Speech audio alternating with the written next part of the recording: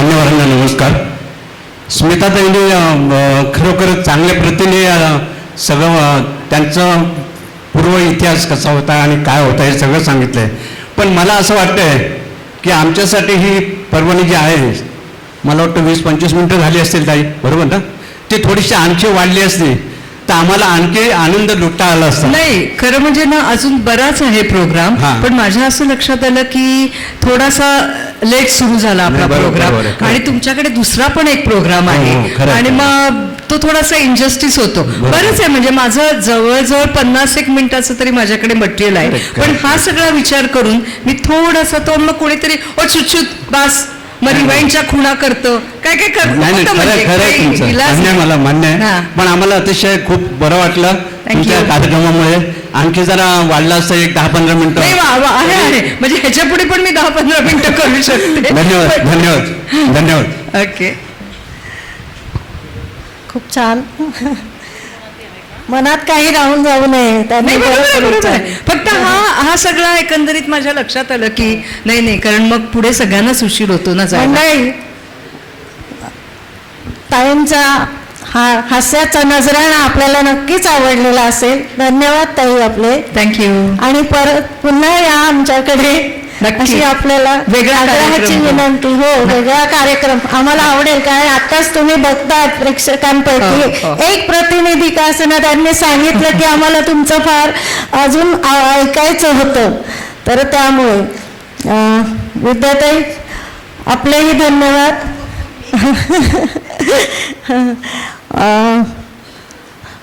आपल्या चेंबूर साहित्य रसिक मंडळाचे मूळ संस्थापक आपल्या विद्याताई, जयश्रीताई, श्रीयुत आनंदराव सांडू सर, उर्मिलाताई म्हात्रे यांच्या जोडीला भाग्यश्री केतकर या मावशी पण आपल्या संस्थापक सदस्य होत्या.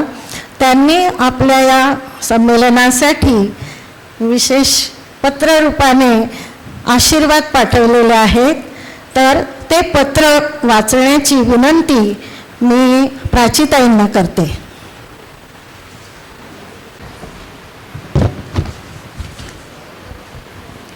नमस्कार.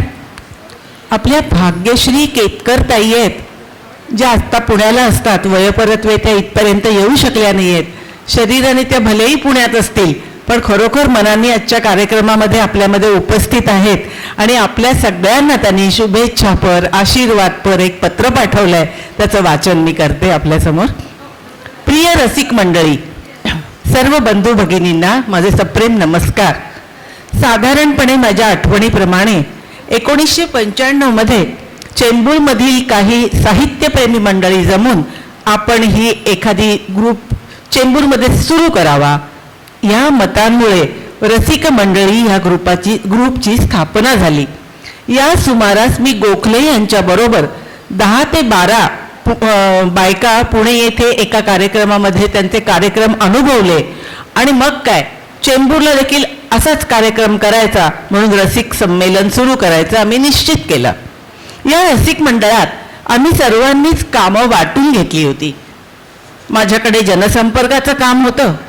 नवीन मेंबर्सना फोन करणे, मंडळाची माहिती देणे, पत्ते गोळा करणे, ह्यात खूप जनसंपर्क वाढला. दर 3 महिन्यांनी काहीतरी नाविन्यपूर्ण कार्यक्रम ठरवायचा आणि तो यशस्वीपणे पार पाडायचा, हे एक आमच्यासमोर मोठंच आव्हान होतं. खूप अडचणींना सामोरं जावं लागलं होतं त्या दरम्यानमध्ये आम्हाला. आमच्या पहिल्या संमेलनाच्या वेळची आठवण सांगते. माझ्याकडे स्वागत समारंभाच्या वेळी कोणी काय करायचं यासाठी मुलींना तयार करायचं होतं. हे सर्व सांभाळून नवीन मेंबर्सकडून पैसे घेऊन त्यांना योग्य त्या पावत्या देणं ही देखील जबाबदारी माझ्यावरच होती. माझ्या मैत्रिणींच्या सहकार्यांनी मी ती छान पार पाडली. एकदा आमच्या कार्यक्रमात सौ सीमा देव या प्रमुख पाहुण्या होत्या. त्यांची ओटी भरणं व त्यानंतर माझं मनोगत व्यक्त करणं ही देखील मला संधी मंडळाच्या कृपेने मिळाली आणि काही आठवणी मनावर कायमच्या कोरल्या गेल्या. मंडळातर्फे एकदा माझा सत्कारही करण्यात आला. कसं विसरू मी हे सगळं. रसिक मंडळाच्या 20 वर्षाच्या काळात किमान 3 वेळेला माझ्या मंगळागौरीच्या ग्रुपचा कार्यक्रम इथे झालेला आहे आणि आयुष्यात अनेक मित्रमैत्रिणी मला इथे प्राप्त झाल्या. अनेक सुखदुःखांच्या आठवणी त्यांच्याबरोबर व्यक्त होत गेल्या. यातच मला आनंद आहे, यातच मला आनंद आहे. धन्यवाद. भाग्यश्री केतकर ताई.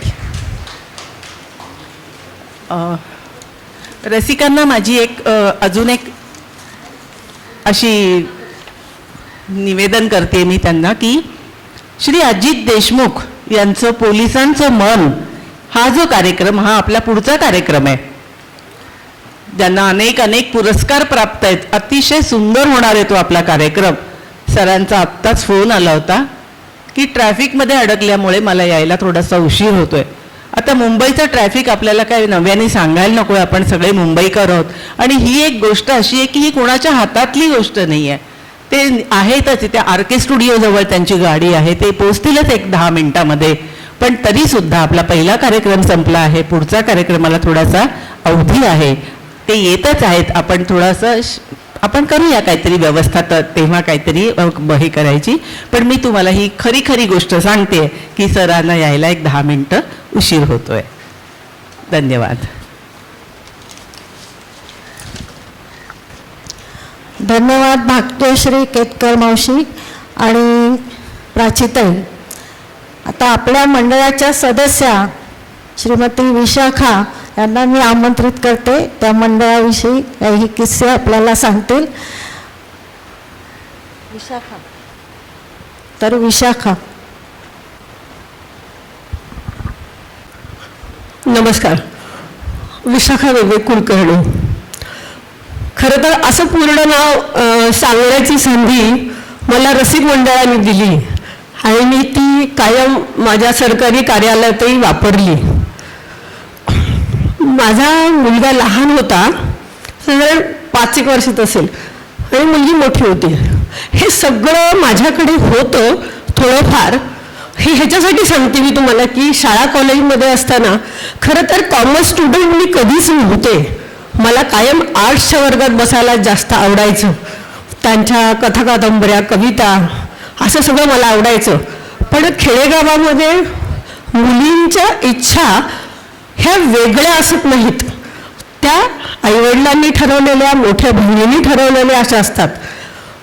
तिथून मुंबईला आले. सासर त्या मानाने सुशिक्षित या अर्थाने म्हणते की वाचन, गायन, काहीतरी बघणं ह्याच्यासाठी ते मला मिळालं. आणि सासूबाई कधीतरी या मंडळात आशालता कुलकर्णी यायच्या. तर त्या मला म्हणाल्या, तुला कविता वगैरे आवडतात, रविवारी कवी संमेलन आहे, तर तू कवी संमेलन ऐकायला ये. तर मी त्यांच्याबरोबर आले. तेव्हा स्टेजवर सांडू सर होते आणि सांडू सरांनी माहेर नावाची एक कविता त्या ठिकाणी वाचली. म्हणजे एका पुरुषाने माहेर इतकं छान लिहावं. मी तुम्हाला सांगते की सांडू सरांमधला कवी मला आवडलाच, त्याच्याबरोबर हे मंडळही मला आवडलं आणि ह्या मंडळात मी यायला लागले. मंडळात यायला लागले म्हणजे काय, खुर्च्या लावणं, नंतर हे तयार करणं. म्हात्रेबाई सांगायच्या की विशाखा आपल्याला हे करायचे. गोड आवाजात भिसेबाई म्हणायच्या, अगं ह्या सूचना वाचायच्या विशाखा, वाचशील का? म्हणलं हो. माझी प्रगती उलट्या बाजूनी झाली. म्हणजे या लोकांनी मला पहिल्यांदा आभार मानायला शिकवलं. ही माझी पहिली शिकवण होती असं मी आज 25 वर्षानंतर इथं राहून अभिमानाने सांगते की ह्या 4 गुरूंनी मला जे उलट्या बाजूने शिकवलं ना ते खूप चांगलं होतं. त्यांनी कदाचित मला नुसतं ओपनिंग बॅट्समॅन केलं असतं तर ती कृतज्ञता, ते सगळा भाव, माणसांना सांभाळण्याची पद्धत माझ्यामध्ये कदाचित आली नसती. ती ह्या 4 लोकांनी मला शिकवली. मग कुठेतरी निवेदन करायला मिळायला लागलं, कुठेतरी आभार करायला मिळाला. आणि एक दिवस असा आला की साहित्य संमेलनाचं ओपनिंग मला मिळालं आणि पहिल्या अर्ध्या दिवसाचं निवेदन करण्याची संधी या लोकांनी मला दिली आणि मला ती खूप आवडली. मी ती खूप अभिमानाने केली आणि या लोकांनी माझं दिलखुलासपणे कौतुक केलं आणि म्हणून मी आज इथे उभी आहे. हे सगळं करत असताना इतके वेगवेगळे लोक आम्हाला इथे दिसायचे.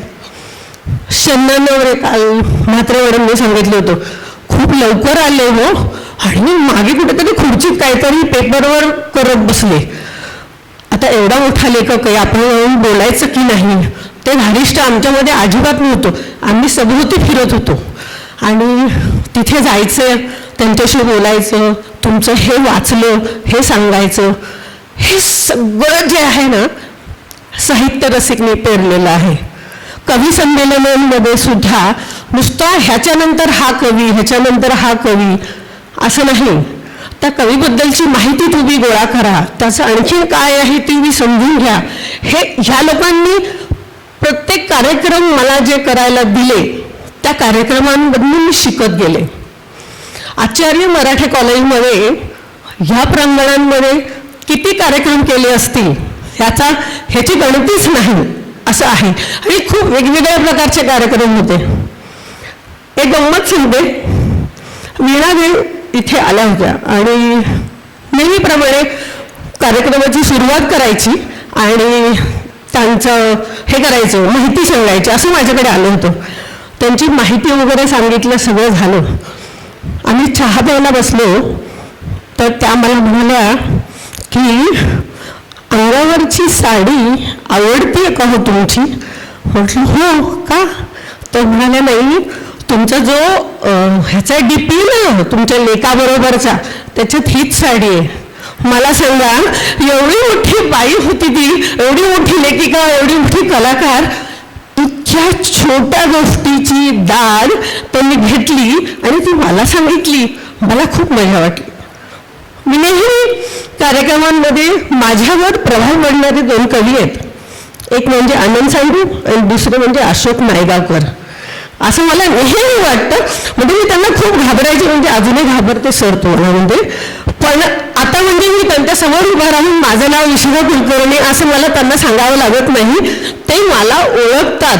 मला त्या गोष्टीचा प्रचंड आनंद आहे की अशोक नायगावकर सर मला ओळखतात.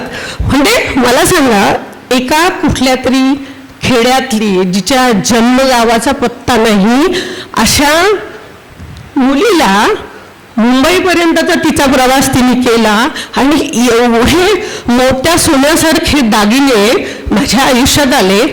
श्रीमंती म्हणजे काय हो? हीच ना ती स्त्रीविषयक संवेदना ज्यांच्या चांगल्या. म्हणजे पुरुषांना मी वाईट म्हणत नाहीये, तरी पण निसर्गाने तिला ते जास्त सहन करायला लावलेलं आहे आणि ते बऱ्यापैकी बायकांच्या वाट्याला ते अजून आहे. अशी एक सुंदर कविता अशोक नायगावकरांनी लिहिलेली आहे आणि तीही आज आपल्याला आपल्या शिक्षणावर, आपल्या असण्यावर एक प्रश्नचिन्ह उभं करायला लावते. इतकी सुरेख कविता एक पुरुष लिहितो आणि ती आपल्याला अतिशय आवडते. सांडू सरांची ती कविता, अशोक नायगावकरांची ही कविता, 2 कवितेमध्ये आपलं आयुष्य सामावलेलं आहे असं मला वाटतं. इथे म्हापणकर सरांकडे जायचा आम्हाला प्रसंग यायचा. काय काय पेपर द्या, कुठे हे द्या सांगायचे, विद्यार्थी सांगायच्या, म्हात्रे मॅडम सांगायच्या. म्हापणकर सरांकडे गेल्यानंतर म्हणजे घरातली मुलगी माहेरी आली की काय इतकं छान स्वागत ते आपलं करायचे. बसा बसा बसा बसा म्हणायचे, आपल्या हातातला पेपर घ्यायचे आणि सगळ्या गोष्टी पूर्ण करायचे. मला सांगा, साहित्य संमेलनांनी किंवा एखाद्या संस्थेने आपल्याला काय द्यावं तर जगण्याचं बळ द्यावं, त्या सगळ्या ह्याच्यातल्या आठवणी द्याव्या. आणि आजही साहित्य संमेलन झाल्यानंतर मला झोप येत नाही. त्याचं कारण तो माझा खूप वर्षभर टिकणारा आनंद असतो आणि हा आनंद साहित्य रसिक मंडळ, म्हात्रे मॅडम, सांडू सर, विद्याताई जोशी, भिसे मॅडम या सगळ्यांनी दिला. मला शिकवलं, मला घडवलं, मला इथपर्यंत आणलं. त्या सगळ्यांना आत्तापर्यंत मी कधीही थँक्यू म्हणाले नव्हते. आज मला बरं वाटते, सरांना ट्रॅफिक लागलं, ते 5-7 मिनिटं माझ्या वाट्याला आले आणि मी त्यांना खूप खूप आभार मानते. ह्या सगळ्यांनी मला इथे उभी राहून सगळं व्यक्त करण्याची संधी दिली आणि माझ्या प्रेक्षकामध्ये माझ्या सासूबाई कायम असतात. कधीही माझा कुठलाही कार्यक्रम त्यांनी संपलेला नाही आणि कायम माझ्या ह्या सगळ्या प्रवासामध्ये त्या माझ्याबरोबर असतात. मग त्यांचेही आज मी या स्टेजवरून आभार मानते. सर आलेले आहेत तर सरांची माहिती पुढे सांगितली जाईल. धन्यवाद. अजून 5 मिनिटं आहेत मला.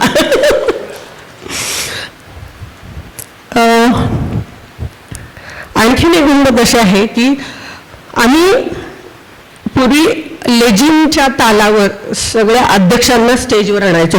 ही पद्धत होती सगळ्या शाळांमधली. वेगवेगळ्या शाळा आम्हाला अगदी मातोश्री विद्या मंदिर किंवा हे सगळे लोक आम्हाला खूप सहाय्य करायचे.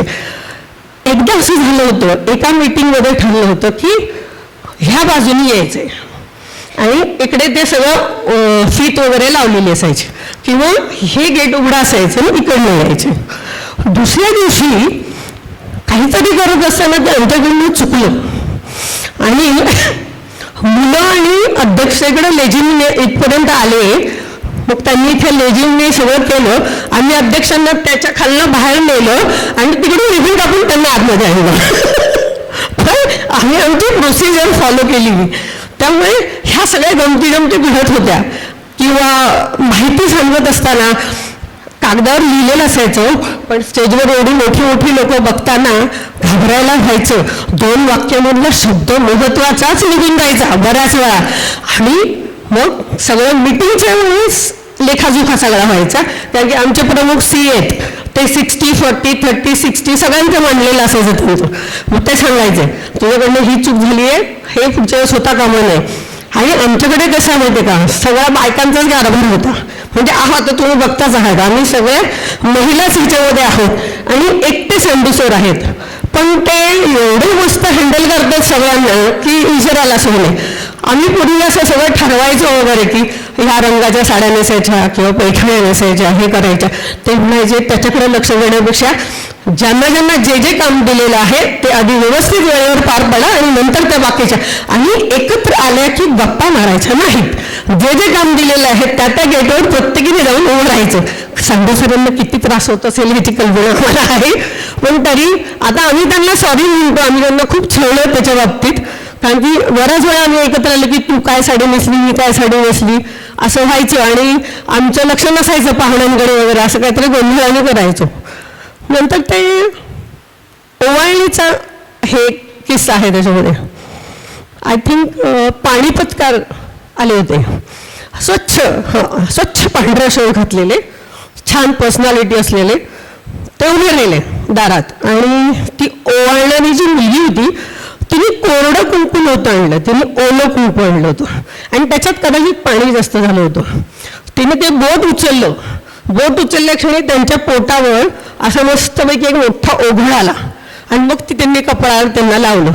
आम्ही सगळे एकदम कानगोंडे झालो, सगळे बाजूला उभे असलेले. आता काय करणार हे असं पांढऱ्या शर्टावर एवढी लाल हे आल्यानंतर काय करणार. ती मुलगी पण घाबरली. ती घाबरू नको. माझ्या बॅगमध्ये की नाही एक एक्स्ट्रा शर्ट असतो. ते बिचारे आतमध्ये गेले, शर्ट बदलला आणि परत स्टेजवर येऊन बसले. म्हणजे इतक्या गमतीचे किस्से काय काय झालेले असायचे. पण आम्ही ते करायचो. एकदा तर अगदी सुरुवातीच्या ह्याच्यामध्ये आम्ही व्हाईट कलरचं आधी कार्यक्रम पत्रिका लोकांना पाठवतो किंवा व्हाईट कलरची नाही पाठवतो तेव्हा येल्लो कलरच्या पत्रिका आम्ही लोकांना पाठवायचो. मातृबाईंचे मिस्टर ते सगळं बघायचे ते करायचे आणि त्यांनी त्या आणून दिल्या. आम्ही विचारावं की नाही ह्याचं काय करायचंय. तर आम्हाला वाटलं हे नुसते हातात देऊन लोकांना वाटायचे आहेत, ह्या लोकांना पाठवायचे नाहीये. 4 दिवस आधी म्हात्रेबाईंना सगळ्यांकडनं फोन यायला लागले की साहित्य संमेलन आहे, मग त्याच्यात काय आहे, काय कार्यक्रम आहे, आम्हाला कसं कळणार वगैरे. तुम्हाला हे काय पत्रिका नाही मिळाली तुम्हाला नाही. मग त्यांनी मला विचारलं हे काय गं. म्हटलं म्हणजे त्या पाठवायचे असतात कर्म माझं. त्या म्हणाल्या अगं त्याच ते पत्रिकेमध्ये सगळं लिहिलेलं आहे त्या लोकांपर्यंत ते पोचायला पाहिजे. आता स्पीड पोस्ट कर, काहीतरी कर, व्हॉट्सअप कर, पण लोकांपर्यंत तुम्ही पोचा.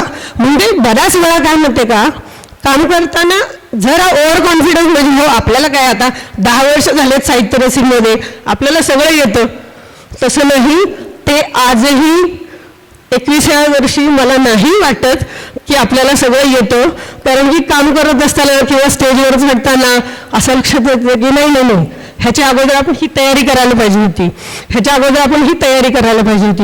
म्हणजे सलगपणे एखादी घटना एखाद्या ह्याच्यामध्ये मांडताना ह्या लोकांच्या सूचनांचा आज विचार करावासा वाटतो की तेव्हा ते आपल्याला काय म्हणत होते. किंवा खूप मोठे लोकांना, मला तर सुरुवातीला मी त्यांना रिक्षात वगैरे बसवायला जायचे, अनुराधा गोडेताईंचं व्याख्यान झालं होतं.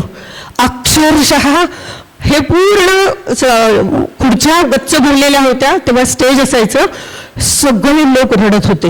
अक्षरशः सगळे लोक, पिन ड्रॉप सायलेन्स होता. बाई 2.5 तास बोलत होत्या आणि त्या खाली उतरल्या आणि म्हणाल्या की मला बस एक कॉफी द्या आणि मी निघते. तर मात्र मी मला म्हणाले की तू त्यांना रिक्षेत बसवून येशील का वगैरे. त्या म्हणाल्या मी पार्लरलाच जाते, गाडी बिडी काही नको मला, मी रिक्षाने जाते. मी त्यांना घेऊन गेटपर्यंत गेले. गेटपर्यंत गेल्यानंतर मला सुचेना या बाईंना मी काय रिॲक्ट व्हायचं. ही वीरमाता कशासाठी लढतीये. आपण आपलं पर अर्धा तास उशीर झाला तरी आपला जीव कावरा बावरा होतो.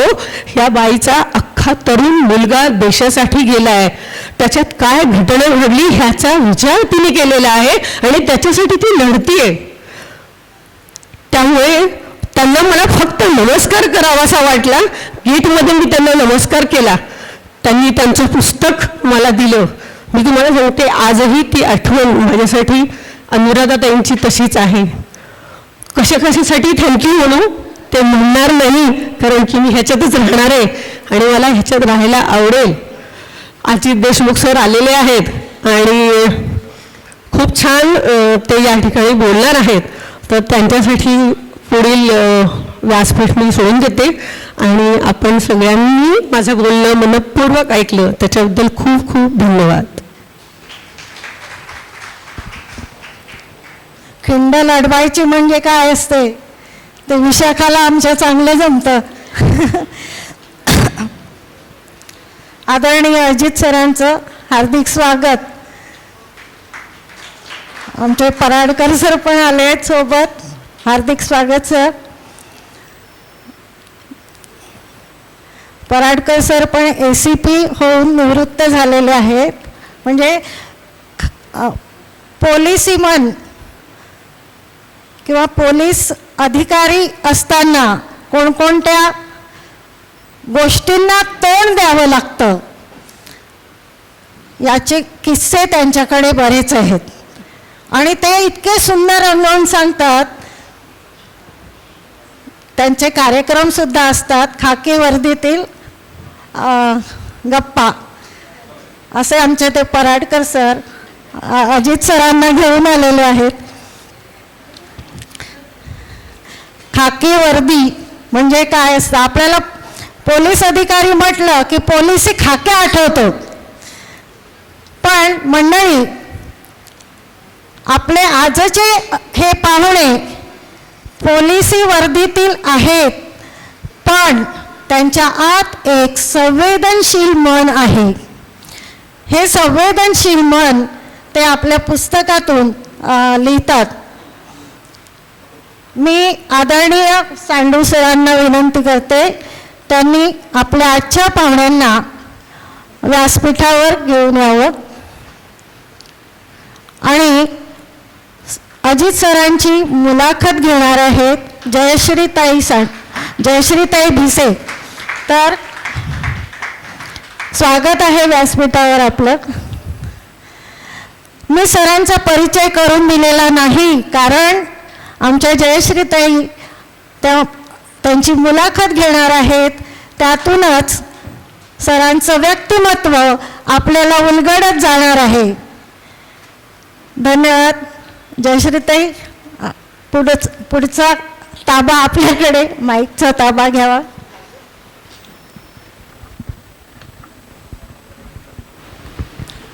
धन्यवाद.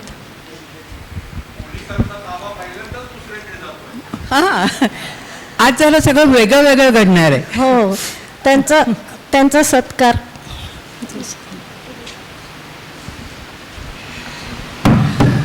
आपण वर्दीतल्या गमती जमती तर ऐकल्यात, पण आज वर्दीतील साहित्यिक आपल्याला पाहायला मिळणार आहेत. हे तर पाहा.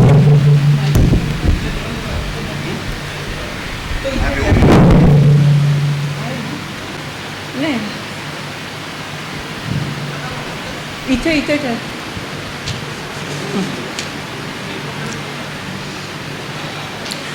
आता हिने सांगितलेलंच आहे की SCP श्री अजित देशमुख यांची मुलाखत इथे आहे, पण त्यांची मला वाटतं अशी औपचारिक ओळख करून द्यायची मला काही गरज का वाटत नाही सांगते.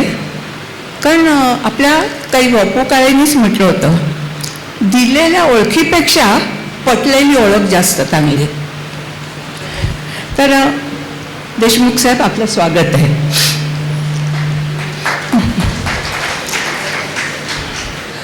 या आमच्या व्यासपीठाला ना वर्दीतील लोकांची तशी सवय आहे बरं का. कारण आम्ही मागे संधी ऑफिस अधिकारी श्री विश्वासराव पाटील, नंतर श्री वंजारी वगैरे सगळ्यांना आम्ही या व्यासपीठावरती बोलवलं आहे. आणि आता सध्या आमच्या कोमसाप चेंबूरचे अध्यक्ष पण वर्दीतील साहित्यिक.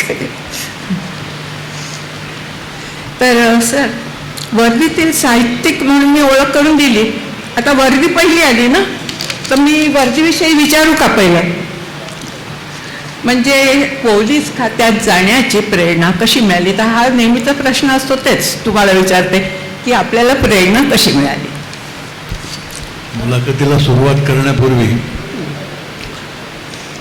मी मराठी साहित्य रसिक मंडळ चेंबूर, आचार्य आणि मराठी कॉलेज या आयोजकांचे ऋण व्यक्त करतो.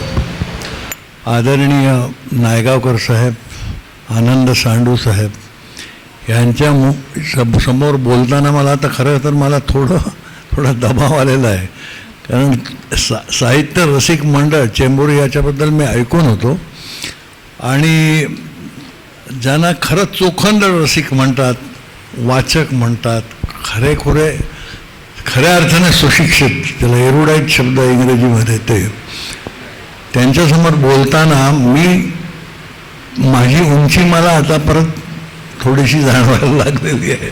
थोडं मी उत्तम वक्ता नाही. मला आत्ता मगाशी व्यासपीठावरनं सांगण्यात आलं की खूप छान सांगतात वगैरे वगैरे, आणि आधीच अपेक्षा उंचावून ठेवल्या होत्या. थोडं कमी जास्त झालं, सांभाळून घ्या. धन्यवाद.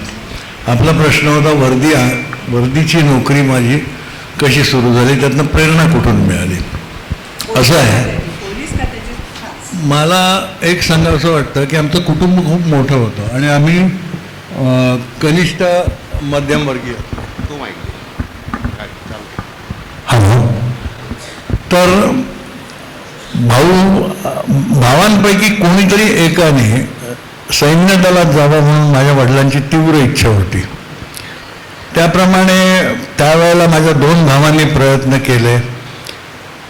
शेवटपर्यंत, अगदी मुलाखतीपर्यंत ते गेले, पण अनफॉर्च्युनेटली दुर्दैवाने त्यांचं सिलेक्शन झालं नाही. त्याच्यानंतर मी भारतीय नौदलाच्या परीक्षेला बसलो होतो अधिकारीच्या पदासाठी 1973ला. कारण 71च्या बांगलादेश युद्धामध्ये आपल्या नौदलाने फार मोठा त्यांचं योगदान होतं, आणि त्यावेळेला 73ला नौदलातील जे काही त्यांच्या रिक्त जागा होत्या त्या भरण्यासाठी त्यांनी मोठ्या प्रमाणात भरती केली. आणि माझं दुर्दैव असं की मी 12 जुलैचा दिवस होता, प्रचंड पाऊस पडला आणि मी माझगावला त्या परीक्षा केंद्रावर वेळेवर पोहोचू शकलो नाही.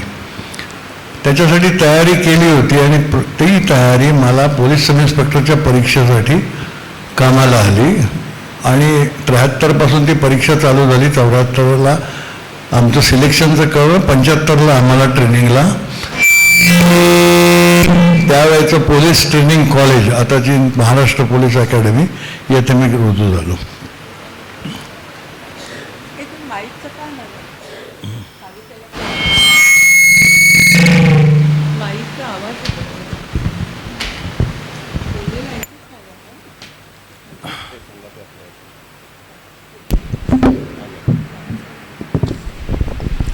पण म्हणजे सैन्यात जायची तुमची महत्वाकांक्षा होती आणि मग नाराज झाला असेल नाही मन? नाही, कारण मला सैन्यात जाण्यापेक्षा गणवेशातील अधिकारी होण्याची माझी महत्वाकांक्षा होती. आणि मी तुम्हाला मुद्दाम सांगतो की पोलीस खात्यामध्ये, म्हणजे सैन्य दलात न जाता मी पोलीस खात्यात आलो याचा मला यत्किंचितही खेद नाही. कारण पोलीस खात्याने मला किंवा पोलीस खात्यातील प्रत्येक अधिकाऱ्याला जे काही अनुभवाने समृद्ध केलेलं आहे ती दुसरी कोणतीही नोकरी करू शकत नाही. तुम्हाला प्रत्येक समाजाचं प्रत्येक अंग बघायला मिळतं पोलीस खात्यामध्ये. अगदी ज्यांना दोन वेळेच्या जेवणाची भ्रांत असते अशापासून जे प्रचंड श्रीमंत, फिल्ली रिच ज्यांना म्हणतात, असे लोकसुद्धा तुम्हाला समोर येतात. आणि इतक्या तऱ्हेच्या तक्रारी येतात तेव्हा तुम्हाला समाजाचं खरं रूप कळतं की कसे सख्खे नातेवाईक कसे एकमेकाचे शत्रू होतात आणि केवळ लाभासाठी किंवा कायदेशीर कायदा आणि सुव्यवस्था आम्हाला जेव्हा सांभाळायला लागते आम्हाला त्यावर कारवाई करायला लागते तेव्हा जे स्वतःला अगदी आदर्श नेते समजणारे आतून कसे स्वार्थी असतात, दांभिक असतात आणि काही प्रसिद्धीपणामुख असलेली लोकसुद्धा किती त्यागी असतात. अगदी साध्या माणसांमध्ये सुद्धा ते किती गुण ठासून भरलेले असतात. सांगायचा हेतू हा की तुम्हाला व्यक्ती, इतक्या तऱ्हेच्या व्यक्ती तुम्हाला आणि प्रकृती दिसतात त्या पोलीस खात्याशिवाय कुठल्याच खात्यामध्ये तुम्हाला दिसणार नाही. आणि म्हणून मी पोलीस खात्याचा तेवढाच ऋणी आहे आणि मला सैन्य दलात जायला मिळालं नाही म्हणून मला खेद नाही, अजिबात खेद नाही. म्हणजे वर्दीची अवस्था पुरी झाली. हो, वर्दीची अवस्था. पण आता आपण अगदी बेसिक प्रश्न सगळ्यांच्या मनात उठणारा सांगते की हे तुमच्या पोलीस खात्याच्या अखत्यारीत काय काय गोष्टी येतात हो? कारण आम्हाला जराशी सगळी माहिती होईल. त्या पोलीस खात्याचं असं आहे की पोलीस खात्याची मुख्य जी कर्तव्य आहेत, पहिलं कायदा व सुव्यवस्था. म्हणजे आता चोरीमारी गुन्ह्याचं पुढे येतं. कायदा सुव्यवस्था अशा करता की तो प्रश्न अख्ख्या समाजाला परिणामकारक होऊ शकतो किंवा त्याचा परिणाम, कायदा व सुव्यवस्था बिघडली तर समाजाला त्याचा त्रास होतो. कायदा व सुव्यवस्था नंतर गुन्हे प्रतिबंध, गुन्हे होऊ न देणं, त्याच्यानंतर गुन्हे शोध, असं असतं. ही आमची मूळ कर्तव्य आहेत, अगदी बेसिक फंक्शन्स. कारण आमच्यामध्ये म्हणजे सामान्य सगळ्यांमध्ये पोलिसांच्या बद्दल समज असण्यापेक्षा गैरसमज जास्त असतात. त्यामुळे खरं मला हा प्रश्न विचारायचा वाटला. आणि मग तुमचे अधिकारी कसे घडतात हो? आता तुम्ही तर अगदी सुरुवातीपासून हे झालात ना, सब इन्स्पेक्टर म्हणून तुम्ही तिथे जॉईन झालात. असं आहे, पोलिसांचे गैरसमज पोलिसांबद्दल आहे त्याचा थोडं इतिहासात जाऊया. जेव्हा पोलीस खातं अस्तित्वातच नव्हतं, लॉर्ड कॅनिंगनी जेव्हा 1861 साली पोलीस खात्याची स्थापना केली, त्याच्या अगोदर राजे रजवाडे आणि संस्थानिकांकडे त्यांचं खाजगी दल असायचं. त्यांचं खाजगी, त्याला कोतवाल म्हणायचे. आणि त्यांचं काम, त्यांचा जो पालनकर्ता असेल, राजा किंवा संस्थानिक किंवा नवाब, त्याच्या मर्जी पूर्ण करणं, त्याच्या सर्व इच्छा पूर्ण करणं, त्याच्या विरोधात जाणाऱ्यांचं निर्दालन करणं.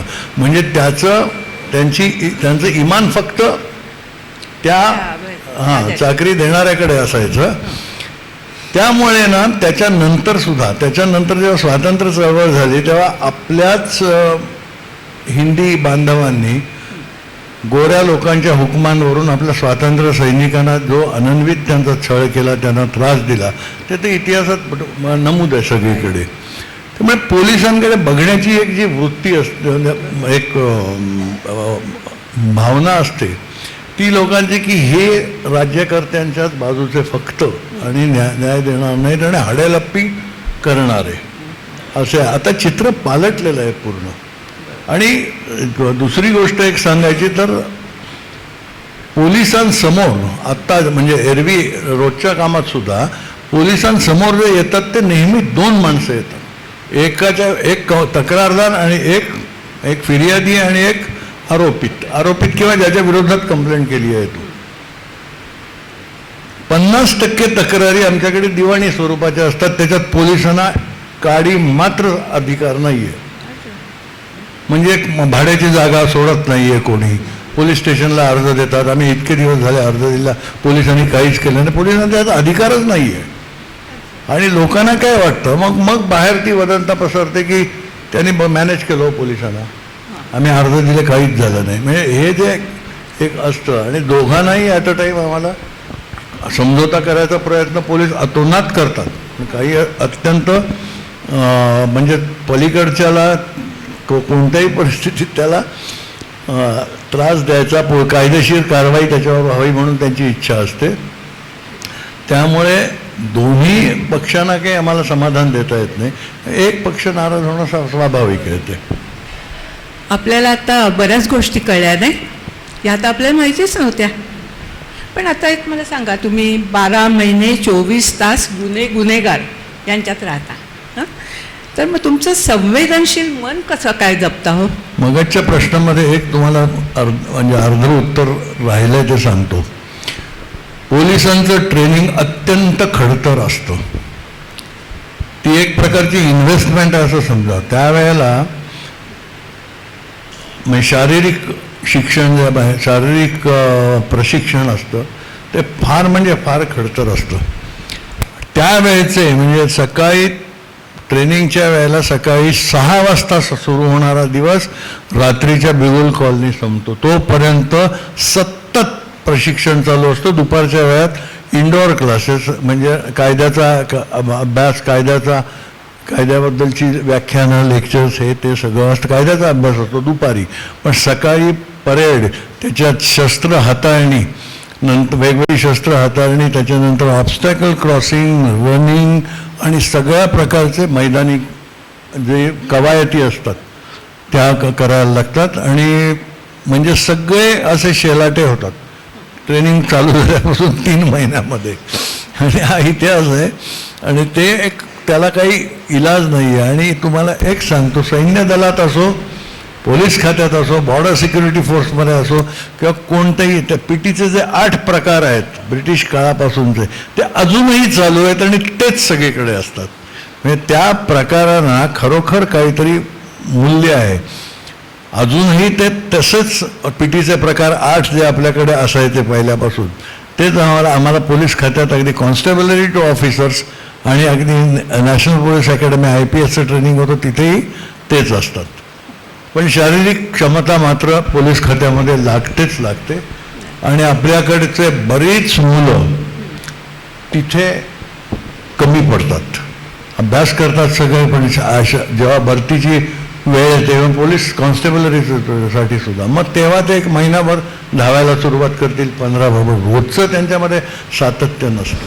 त्यामुळे पोलीस खात्यात जे निवड होते ते जनरली चांगले खेळाडू असतात, कारण ते शरीराला ते मैदानी कवायत म्हणजे हालचालींची सवय खूप झालेली असते. खरं म्हटलं तर सरांना हे विद्यार्थ्यांना सांगावं असं वाटत होतं, पण आता शनिवारी आपल्याला विद्यार्थी तर इथे मिळाले नाहीत ऐकायला, पण त्यांना हे खास आवर्जून सगळ्या विद्यार्थ्यांना सांगावं असं वाटतंय की तुम्ही काय करावं आणि कसे जॉईन व्हा, कारण मराठी माणूस तिथे कमी पडतोय असं त्यांना वाटतं. कमी पडतोय म्हणण्यापेक्षा मी आता विद्यार्थी नाहीत तर त्यांच्या पालकांना सांगेन, आपल्याकडे वरिष्ठ पोलीस अधिकाऱ्यांमध्ये त्या पोस्ट इतक्या चांगल्या आहेत, इतक्या जबाबदारीच्या, इतक्या जबरदस्त अधिकाराच्या आहेत की त्यांना मुलांना उद्युक्त करा तुम्ही. त्याच्यासाठी एक मात्र आहे, स्पर्धात्मक परीक्षांना लाखो लोक बसतात, मुठभर जागा तिथे असतात, तुम्हाला अभ्यास करायलाच लागतो. TV, मित्रमंडळ, घरातली कुटुंबातली सगळे समारंभ वगैरे 1.5 ते 2 वर्ष पूर्ण विसरायला लागतात. हे मात्र खरं आहे की ज्या आमच्या डायरेक्ट DYSP जे येतात त्यांच्याकडे त्यांना आम्ही विचारतो काय काय केलं, तर म्हणजे 1.5 वर्ष मी TV बघितलाच नव्हता म्हणे, सतत अभ्यास करा, दिवसाला 10 ते 12 तास अभ्यास करतात तेव्हा ते मेन्स क्लिअर करू शकतात. आणि हे अशक्य नाही आहे. पण आपल्याकडचं का कोण जाणे की सैन्य दलात किंवा ह्याच्यामध्ये जाण्यासाठी मुलं वळत नाहीत, तर त्यांना वळवायचा प्रयत्न करा. एक असं असतं की एक तर तुमची तब्येत अतिशय चांगली राहते प्रशिक्षणानंतर, त्याच्यानंतर पोलीस खात्यातल्या वरिष्ठ पदाचे जे अधिकारी आणि ह्याच्या खूप अधिकार आहेत त्यांना, आणि एक शिस्तीचं आयुष्य त्यांना मिळतं. पण त्याच्यासाठी सुरुवातीला खूप प्रयत्न केले पाहिजे. मला हे विद्यार्थ्यांना मी नेहमी सांगतो की डायरेक्ट DYSP, IPS ह्या परीक्षा ज्या आहेत त्यांना बसा आणि त्याच्यासाठी अभ्यास करा खूप. अगदी खरं आहे. आणि आता तुम्ही सांगितलं त्यामुळे त्याप्रमाणे आम्हाला जसं अंतरंग समाजाचं पाहायला मिळत नाही त्याच्यापेक्षा कितीतरी पट तुम्ही पाहता समाजाचा अंतरंग. बरोबर आहे. मग त्यामुळे तुम्हाला त्या विशेष अनुभव मिळतो असं म्हणायचं. नक्कीच मिळतो की आता असं आहे की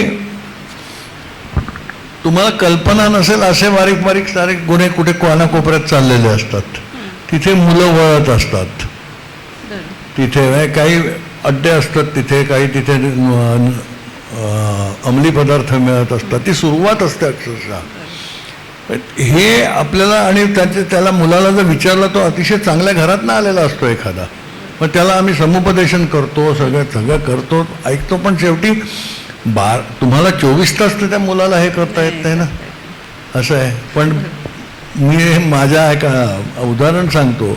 माझ्या हवालदारांनी त्यांच्या हॉटेलवाला मित्राचा मुलगा जुगाराच्या नादी लागला, अभ्यास करेना शाळेत असतात.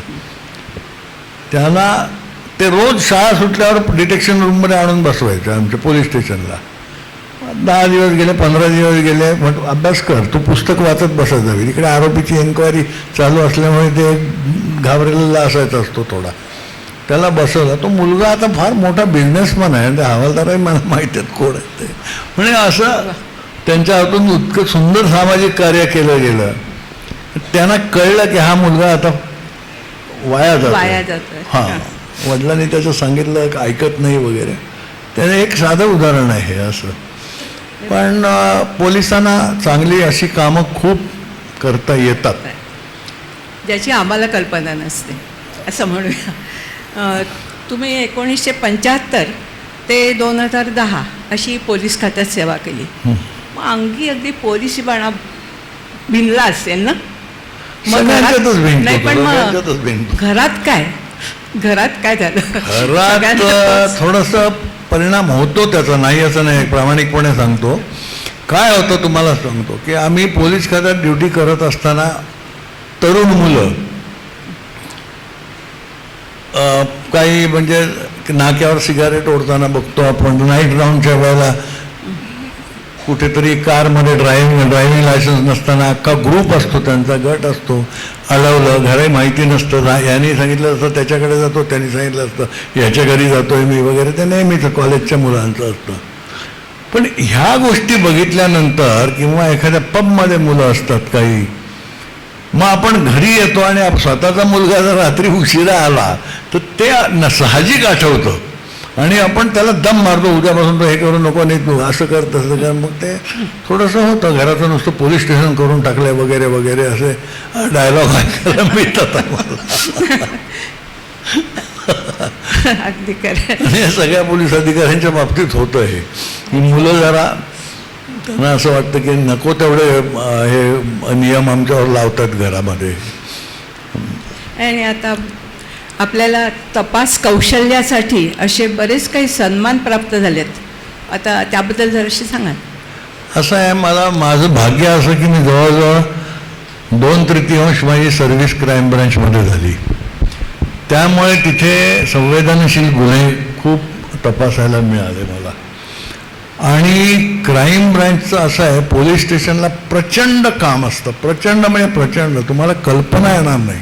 सिनियर इन्स्पेक्टर जो पोलीस स्टेशनचा असतो, म्हणजे मी नंतर पोलीस सिनियर PI झालो 2-3 पोलीस स्टेशनचा, त्याला इतकं त्याच्यावर जबाबदारी असते, तुम्हाला खरोखर कल्पना येणार नाही. सकाळी 8 वाजल्यापासून त्याची वॉकी टॉकी वायरलेस जो चालू असतो तो रात्री 11 वाजेपर्यंत, त्याचं लोकेशन तो कुठे आहे बरं, तिथे गळफास लावून घेणं, स्टोव्हवर जळणं, फेटल ॲक्सिडेंट किंवा रस्त्यात चाकू दाखवून लुटमार करणं, ह्या रोजच्या केसेस असतात पोलीस स्टेशनला आणि त्या सिनियर पी आयला त्याचा संपूर्ण तपशील माहिती असायला लागतो. वरिष्ठांनी विचारलं, कंट्रोल रूमनी विचारलं तर मी बघून सांगतो, हे उत्तर आमच्याकडे चालत नाही. Yes sir, sorry sir, no sir, आमच्याकडे संभवत नाही. आणि ती शिस्त अजूनही आहे. त्या शिस्तीच्या कण्यावरच खातं उभं आहे, हेही तुम्हाला सांगतो. की त्यांना खूप जबाबदारी असते. पोलीस स्टेशनचा ऑफिसर सरासरी 14 तास काम करतो दिवसाला आणि आमच्या सुट्ट्या कधीही रद्द होतात, कधीही. म्हणजे 2-2 महिने एकही सुट्टी नसते. काहीतरी पण लॉ अँड ऑर्डर प्रॉब्लेम होतो, सण येतात आणि मग सुट्ट्या रद्द होतातच. त्याला काही नाही, त्याचं म्हणजे तुम्ही का मला कॉम्पेन्सेटरी मिळावी वगैरे हा प्रकार नसतो आमच्याकडे. नो हा शब्द नसतो. नाही याच्यामुळे काम इतकं पडतं त्यांना पोलीस ऑफिसर आणि खूप काम असतं. लॉ अँड ऑर्डर म्हणजे बंदोबस्त असतात. तुम्ही चोरीची केस दिली, चोर मिळाला तर त्याच्या चोराच्या जबाबापासून, साक्षीदारापासून, पंचनाम्यापर्यंत आणि ती जी वस्तू असेल तिचा तो परत घेण्याचा अतिशय महत्त्वाचा पंचनामा असतो, ज्याच्यावर कोर्टामध्ये अक्षरशः प्रचंड ते वाद होतात. तो बरोबर आहे की चुकीचं आहे, वकील ते आरोपीचे करतात. ते काळजीपूर्वक कागदपत्र करायला लागतात आम्हाला. आता तर ती जबाबदारी पोलिसांवर जास्त झाली, कारण आता कॉम्प्युटरवर FIR घेतली जाते आणि ॲट अ टाईम ती 4 ठिकाणी, कंट्रोल रूमला, मॅजिस्ट्रेटला, DCP ऑफिसला अशी जाते. आमच्या वेळेला आम्ही हाताहानी लिहित होतो तेव्हा. मग हे पुरस्कार त्याच बाबतीत मिळालेत का तपास कार्याबद्दल? तपास कौशल्यपूर्ण तपास आणि काय असतं, केस डिटेक्ट झाली, केसची शोध लागला, आरोपी मिळाला तर त्याच्यानंतर खरी जबाबदारी पोलिसाची मोठी चालू होते. ती म्हणजे पुराव्याचं दस्तावेजावर रूपांतर करणं, कोर्टासमोर सादर करणं, साक्षीदार हजर ठेवणं, पंचांना हजर ठेवणं आणि त्यांची क्रॉस एक्झामिनेशन वगैरे चालते तेव्हा स्वतः हजर तिथे राहणं.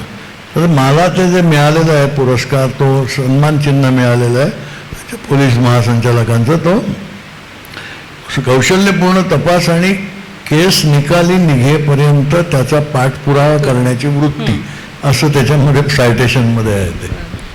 म्हणून तो तुम्हाला राज्य पुरस्कार मिळाला आणि राष्ट्रपती पदक पण मिळालं. राष्ट्रपती पदक हे मला 2005 साली जाहीर झालं. ते दिल्लीहून जाहीर होतं आणि आपल्या राज्य सरकारकडनं त्याचे प्रस्ताव जातात.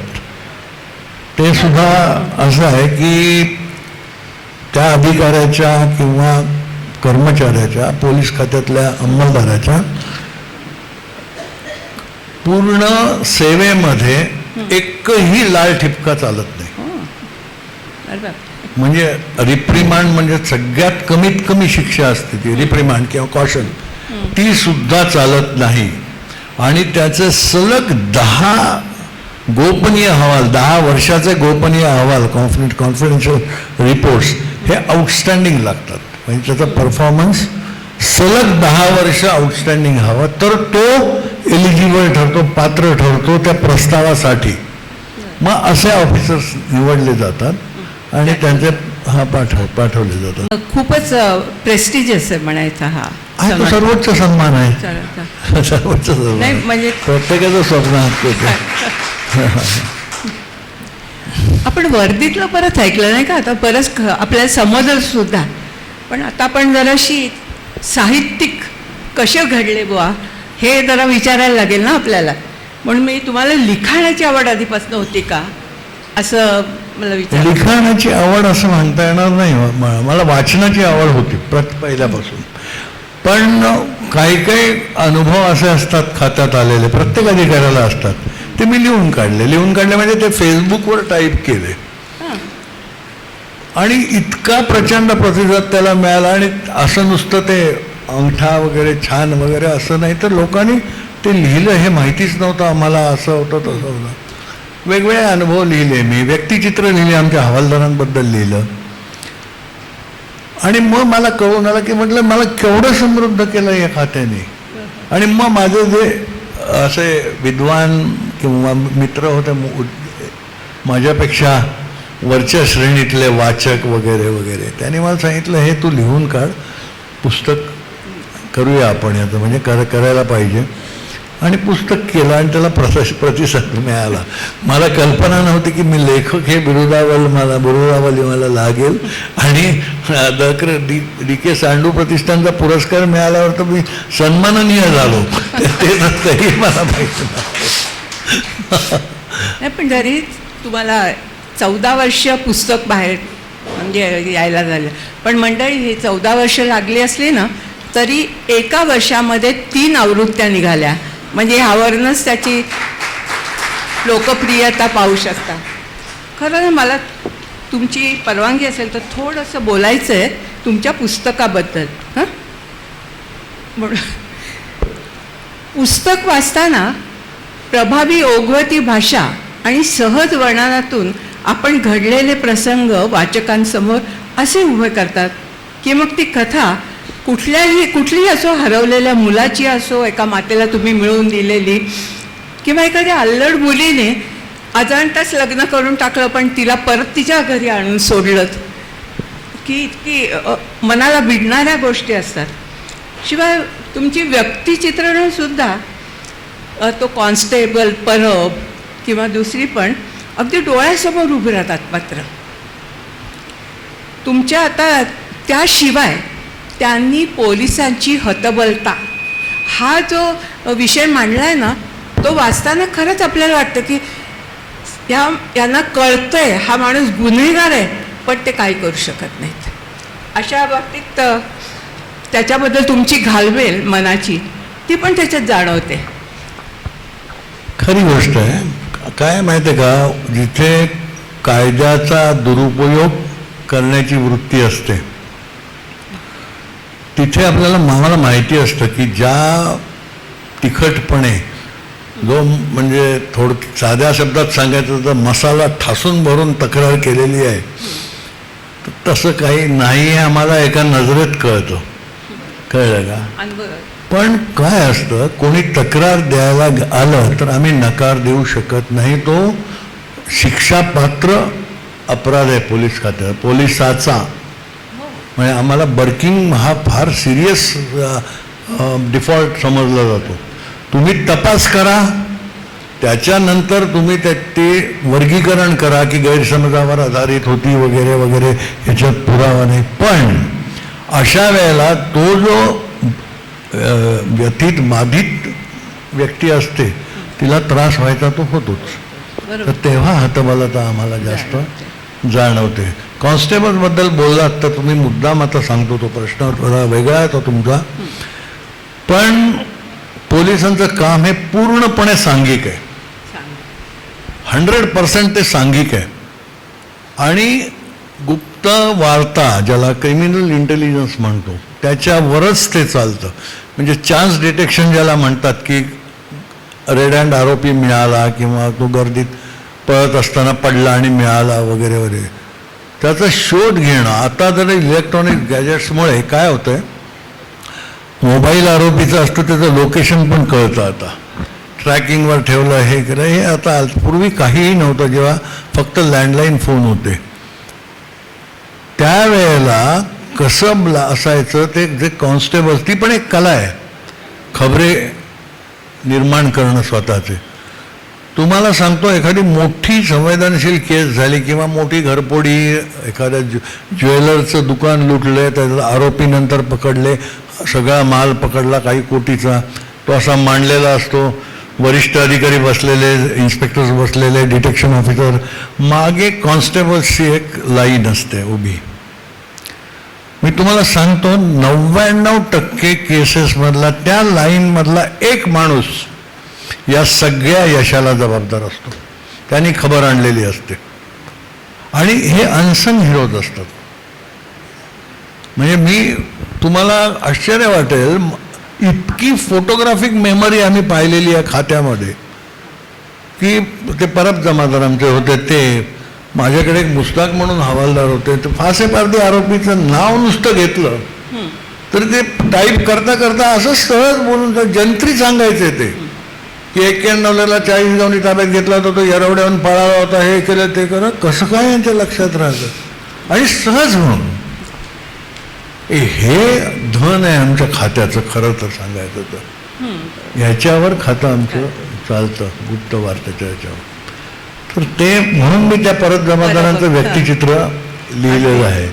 बाकी हतबलता असते ना तेव्हा जास्त करून दारुडा नवरा आणि त्या बाईकडनं म्हणजे ती तक्रारही करत नाही, म्हणजे मग कोणतरी आम्ही स्वतःहून तक्रार घेऊन त्याला, पण आम्हाला माहिती असतं दुसऱ्या दिवशी परत तोच प्रकार तिथे घडणार आहे म्हणून, तेव्हा हतबल होतो. काही वेळेला आता मला एक 82ची घटना आठवते, म्हणजे बोलतो मी तुमच्या प्रश्नातच संबंधित आहे म्हणून हतबलता कशी असते बघा. आम्ही चरसची केस करायला गेलो होतो डोंगरीला.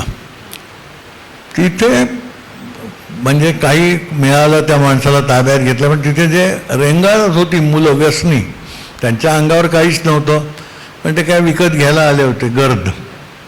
गर्द मिळालं नाही तेव्हा तिथे. त्यातले 2-4 मुलं आणले, त्यातला एक मुलगा ते उकिडवे भिंतीशी बसलेले आम्ही आणल्यानंतर, आणि आम्ही कागदपत्र वगैरे करतो, त्यांचं काहीच नव्हतं. त्यांना काय असतं अशा वेळेला ही मुलं आम्हाला खबरे म्हणून उपयोगी पडतात, त्यांच्याशी चांगलं वागून.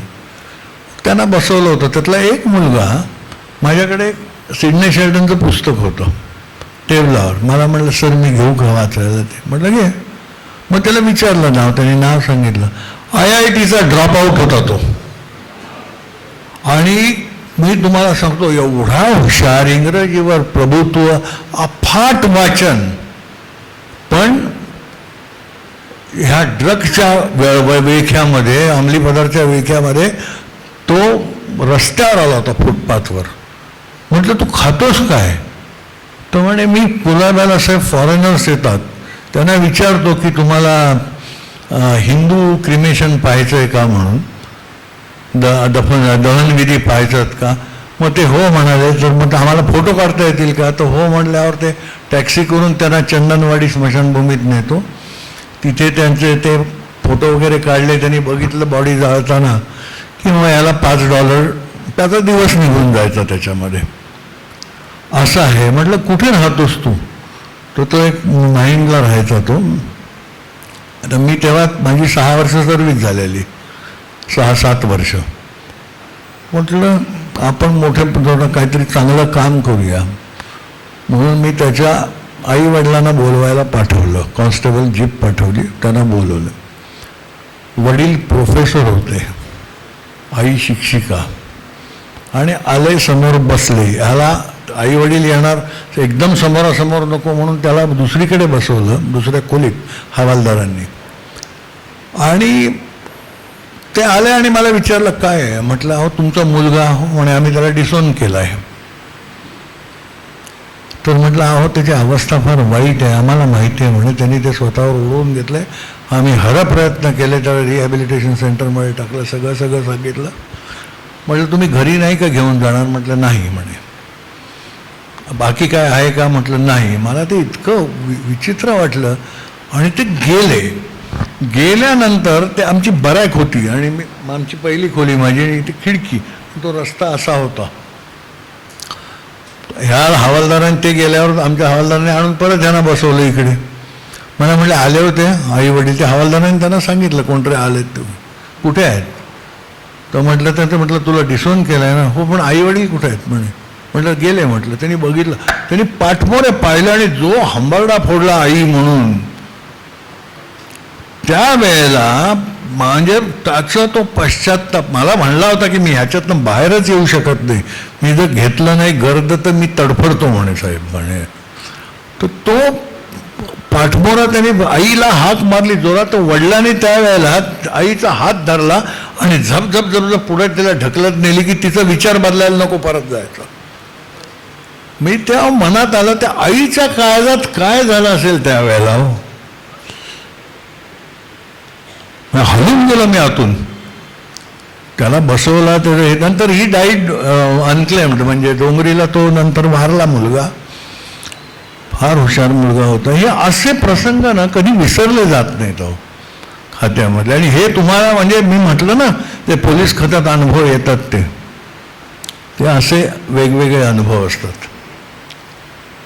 खूप आहे. आणि काही वेळेला लोकांना वाटतं की काय हे आमच्याकडे लक्षच देत नाहीत, पण त्यावेळेला काय तुम्ही त्या मूल हरवलेल्या आईची गोष्ट लिहिलेत. नाही काय असतं एक दिवसाआड तर मी सांगतो एक उदाहरण. लोकमान्य टिळक मार्ग पोलीस स्टेशन, पूर्वीचं प्रिन्सेस स्ट्रीट पोलीस स्टेशन, ते जगातलं सगळ्यात छोट्या क्षेत्रफळाचं पोलीस स्टेशन आहे.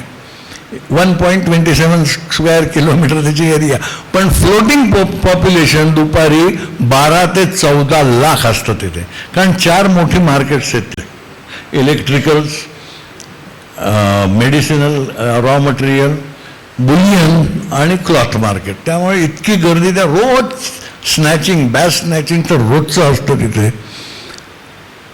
तर त्या ठिकाणी खरेदीला येतात. मूल हरवण्याचं एक दिवसाआड असतं का तो, म्हणजे तक्रार बाई धावत येते म्हणजे अशी बेभान झालेली, अहो माझा मुलगा गेला, माझा मुलगा गेला.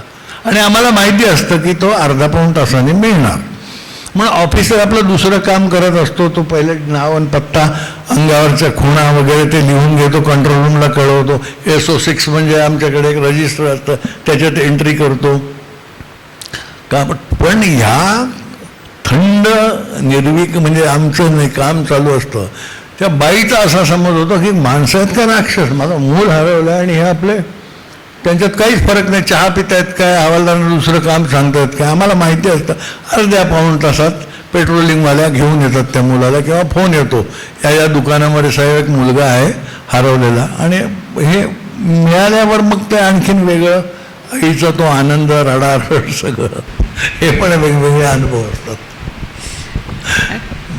तुम्ही त्या मुलीची पण गोष्ट छान लिहिलेत की काय याच्यावर बस स्टॉपवर दोघं भेटतात काय आणि लग्नच करून टाकतात वगैरे, ते लिहिलेत ना. त्यांची एक गुजराती नागर समाजातली ती मुलगी होती, अतिशय सुंदर. 18 वर्ष झालं आणि तिचा वाढदिवस झाला आणि दुसऱ्या दिवशी तिने त्या केरलाईत मुलाशी देवळात लग्न केलं. साक्षीदार कोण, मंगळसूत्राचा पत्ता नाही. त्यानं ते लग्न लागल्यावर मंगळसूत्र कुठे आहे. मग एक मित्र धावला, सगळा पोरकटपणा, आणि पोलीस स्टेशनला आले. तो मुलगा होता केरलाईट. हिने अंड हातात जन्मात कधी घेतलं नव्हतं आणि त्याच्या घरी सकाळ तिन्ही त्रिका नॉनव्हेज म्हणजे सामिष आहार. हिला विचारलं तुझं, म्हटलं का नवऱ्याचं गाव कुठचं, केरला, याच्या पलीकडे काही माहिती नाही.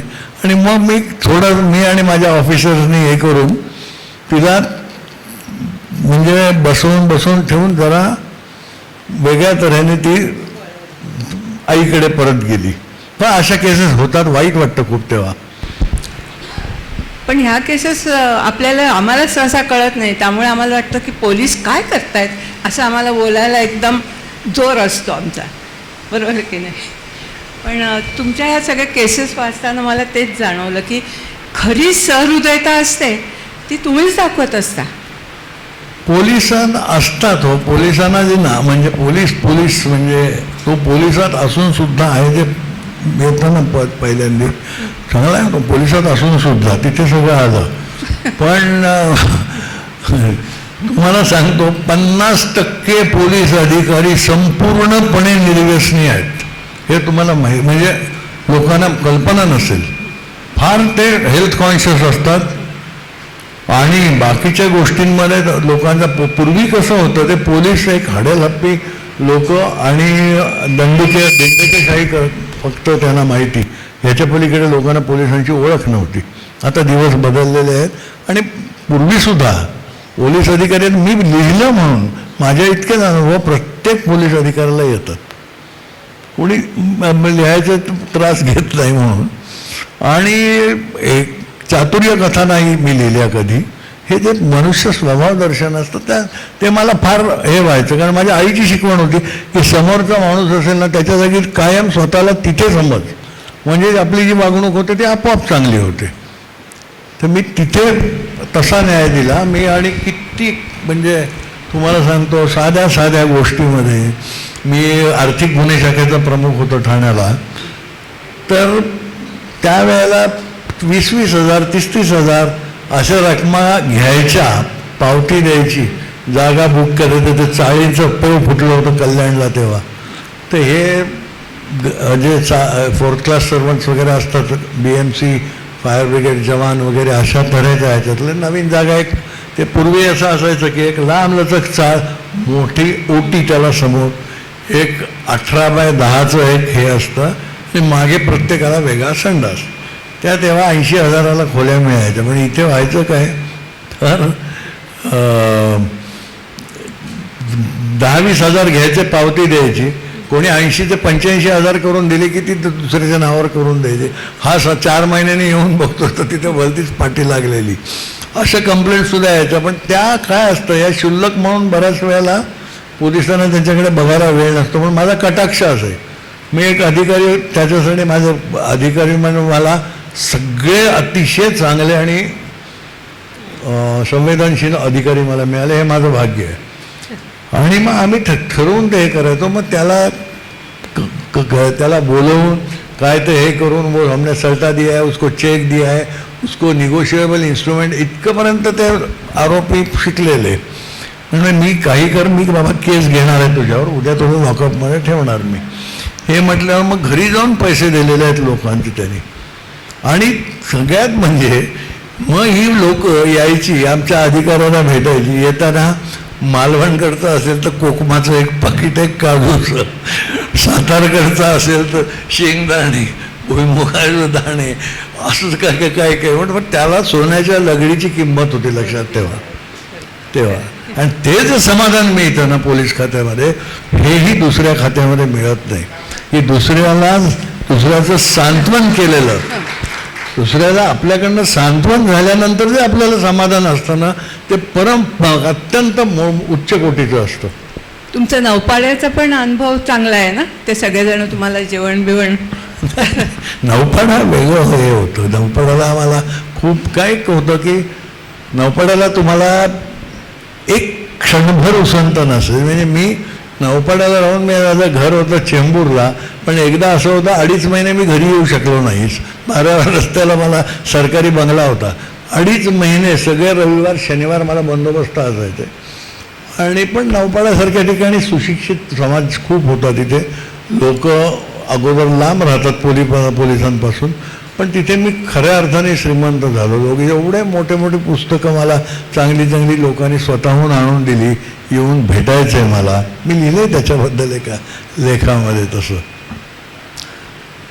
तेच पाहून मला म्हणजे खास सुचलं की, पण ज्या वेळेला त्यांना तुम्ही म्हटलं की इथे तुम्ही साक्ष द्यायला या म्हटल्यावर लगेच निघून जायचे ना तुम्ही. त्या तो भाग वेगळा आहे. तो कसा आहे माहिती आहे का, पोलिसांना त्याच्यामध्ये बाकीचे फॅक्टर्स पण आहेत की आपल्याकडे जी सिस्टीम आहे न्यायदानाची, ती त्याला आता मी बोलू शकत नाही त्याच्याबद्दल, पण आपल्याकडे खूप उशीर लागतो. लोकांना कंटाळा येतो.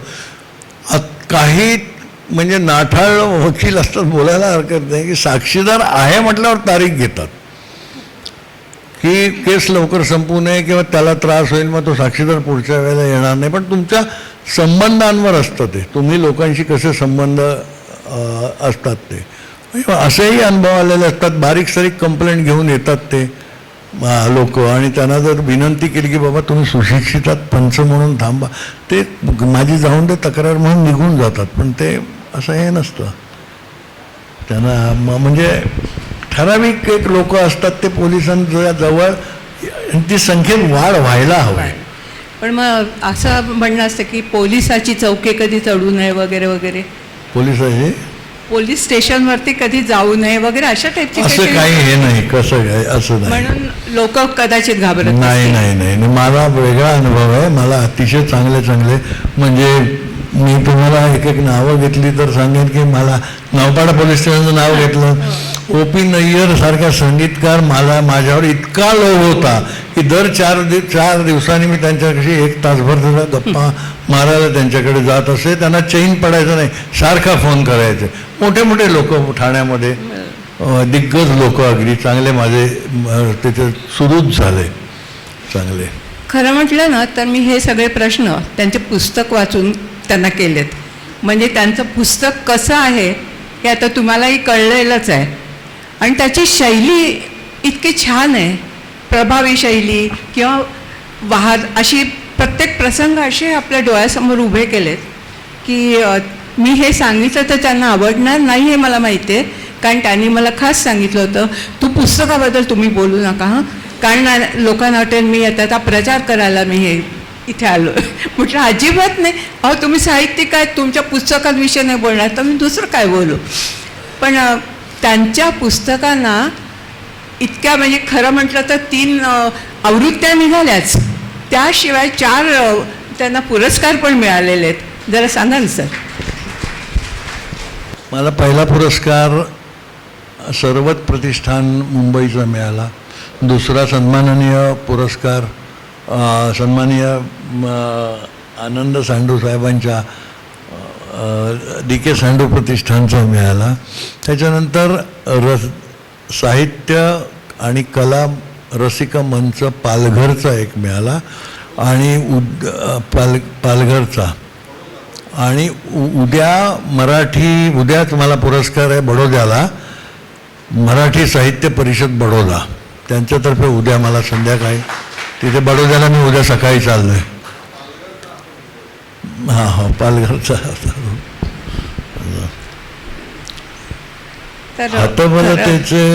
मला सांगितलं अनुभव त्यांच्या जवळजवळ 5 अशा हातबलतेच्या गोष्टी त्याच्यात आहेत. आणि ते वाचताना मला खूप असं जाणवलं की तुमची त्यावेळेला कशी घालमेल झाली असेल वगैरे. थोडी एखादी सांगा ना त्यातली. काही गोष्टी अशा असतात ना, तुम्हाला एक खंत पण असते आम्हाला काही लागलेली. आता एक 11 मे 1987 पद्मलक्ष्मी बिल्डिंग खार 11 वाजता तिथे एका कुटुंबातील 5 जणांचे गळा चिरून खून झाले आणि ती केस अजूनही डिटेक्ट झालेली नाही आहे. दुपारी 1:10 ते 1:25 15 मिनिटांमध्ये हे 5 खून झाले. आणि म्हणजे आम्ही आयुष्यामध्ये खूप भीषण खून पाहिलेत, डेड बॉडीज पाहिल्यात, चिन्हविचिन्ह सगळं बघितलेलं आहे. पण इतके भीषण जे असतं, we have waded through the blood. त्यावेळेला त्यांच्या त्या खोलीमध्ये there was a pool of blood. आणि त्यातली एक मुलगी बाहेर खेळत होती, ती होती साधारण 3 वर्षाची, 3-3.5 वर्षाची खेळत होती. हे आरोपी बाहेर पडले, त्यांना ती दिसली, तिला खेचून आणत तिलाही कापली त्यांनी. आणि तिच्याबरोबर जी खेळत होती ती मुलीची वाचा गेली काही दिवस. तसंच डोंगरीला एकदा असं झालं होतं की एक कस्टमची केस झाली, त्यात सोनं पकडलं गेलं आणि त्या सोन्याची वाहतूक ज्या गाडीतून झाली होती, 85 सालची गोष्ट आहे. त्यावेळेला त्याचे जे केरलाईट 2 ड्रायव्हर होते, भाऊ होते दोघेजण, त्याच्यावर त्यांचा संशय होता की याने खबर दिली असावी म्हणून. तर ते मारेकरी गेले डोंगरीला आणि त्या चाळी होत्या अशा घरात बैठी, हे जेवायला बसले होते आणि ते हत्यारा वगैरे बघून ते पळत सुटले. यांच्या मागे ते 5-6 जण गेले, एका घरात घुसले. लहान मुलं खेळत होती. तिथे जाऊन त्या लहान मुलांसकट लहान मुलांसमोर त्यांनी त्यांचे खून केले. त्या मुलांचंही नंतर खूप दिवस सायकोलॉजिकल त्यांना मानसिक त्रास झाला होता त्या लहान मुलांना. तेव्हाचे काही ते अर्थात डिटेक्ट झाले, ते आरोपी पकडले गेले, सगळे झालं. पण हा खारचा जो गुन्हा आहे, त्या रजब अली रमजान अली मास्टर, तो पुरुष स्वतः आणि तो आणि त्याची बायको आणि 3 मुलं आणि त्याच्यामधलं सगळ्यात लहान रांगतं मूल असं बहिणीकडे जाताना अवस्थेत ते मेलं होतं. म्हणजे जखमी अवस्थेत ते जात नाही. मला मुद्दाम ते विदारक तुम्हाला हे करायचं नाही आहे, त्याचं अतिरंजित करायचं नाही आहे ते, पण मला ते अजून आठवतं आहे. आणि ते हे जे खंत असते आम्हाला, ती केस डिटेक्ट झाली नाही. हरत प्रयत्न केला की क्राईम ब्रांच त्याच्या मागे लागली होती, पण तो खून अजून डिटेक्ट झालेला नाही आहे. खरं म्हटलं तर मंडळी आज ते आलेत, पण आज मी इथे सांगते की ते कशा परिस्थितीतनं आलेत. नका तर त्यांचे व्याही आज सकाळी गेलेत, तिकडचं सगळं करून इथे त्यांची कमिटमेंट म्हणून ते खरे आज आपल्याकडे आले. म्हणजे आणि ते मला सॉरी म्हणायला लागल्यावरती मलाच वाटलं, अरे अहो सॉरी तर तुम्ही कसले सॉरी, आम्हीच सॉरी असं म्हणतो ना, तशा टाईपचं झालं सगळं आमचं. पण त्यांचे आता मी आभार तरी कसे मानू, आभार मानण्यापेक्षा आपण कृतज्ञताच व्यक्त करूया की त्यांनी इतकी आपले दिलखुलास सगळी माहिती दिली. त्यांचं पुस्तक अतिशय वाचनीय आहे, पण मला माहीत नाही ते काय घेऊन आलेत की नाही आज. पोलिसांबद्दल तुम्हाला एक समज गैरसमज मग अशी विषय त्यातलं एक सांगायचं राहिलं. पोलिसांवर ताण प्रचंड असतो. गणपती बंदोबस्ताच्या वेळेला 22 तास जागा सोडू शकत नाही, ही वस्तुस्थिती आहे. आणि आम्ही अनेक वर्ष ते बंदोबस्त केले, अजूनही करतात, लोकांना करायला लागतात. तेव्हा सकाळी 6:30ला विसर्जन संपायचं, सकाळी 10:30-11ला झालेलं दुसऱ्या दिवशी संपायचं. आता दुसऱ्या दिवशी दुपारी 11 वाजेपर्यंत सुद्धा चालू असतं ते. मध्यंतरी तर पुण्याला एक अशी अवस्था झाली होती की त्याने विसर्जन थांबवलं आणि परत संध्याकाळी चालू केलं. अशा परिस्थितीत पण हा जो शीण येतो एवढा शीण असून सुद्धा पोलीस एक आधार वाटतो लोकांना, लक्षात ठेवा. आता तुम्हाला सांगतो, तुम्ही प्रवासाला निघालात, गाडी नाक्यावर कुठेतरी ट्रॅफिक जॅममध्ये आहे, सगळेजण काचा खाली करून असे बघतात अतिकडे. तेवढ्यात एखाद्या पोलिसाच्या हवालदार किंवा ऑफिसरच्या शर्टाची बाई दिसते, त्यांना लगेच हायसं वाटतं पोलीस आहेत. म्हणजे 5-10 मिनटं क्लिअर होईल का, लगेच माना आत जातात. आणि हा दिलासा आहे, लक्षात ठेवा, हा दिलासा आहे. आणि माझ्याकडे छापील अर्ज आहेत, म्हणजे ते झेरॉक्स काढल्या. मी पोलीस स्टेशनला रात्री 11 वाजेपर्यंत एक कागद वाचत असे. लोक साहेब सगळं वाचतात, आमचा स्टाफ म्हणायचा, रायटर मला सांगायचा, ऑफिसर म्हणतात की साहेब सगळं वाचतात. मला त्याच्यामध्ये काय इतके सुंदर नमुने मिळायचे, माझ्याकडे आहेत ते. आणि म्हणजे त्या दिवशी शीण निघून जायचा. असे अर्ज की माझी बायको मला अशा शिव्या देते की त्या मी लिहू शकत नाही, अर्ज आहे माझ्याकडे. आणि तरी झेरॉक्स काढून ठेवलेली आहे मी. आणि मी 11 वाजता रात्री ड्युटीवरनं येतो तेव्हा तिचा तोफखाना चालू असतो. आज तिचा रंग काहीतरी आणखीन वेगळा आहे. म्हणून मी एक पहिल्या मजल्यावर राहत असलेल्या माझ्या आई वडिलांकडे झोपायला जात आहे, हे आम्हाला लेखी कळवत होतो माणूस. असे अर्ज सुद्धा येतात, इतके विनोदी येतात अर्ज. मी तुम्हाला एक छोटासा अर्ज आहे, तुम्हाला आवडेल तो ऐकायला. मी मुद्दाम ह्याच्यात असेल तुम्हाला दाखवतो. NC कंप्लेंट्स असतात काही आणि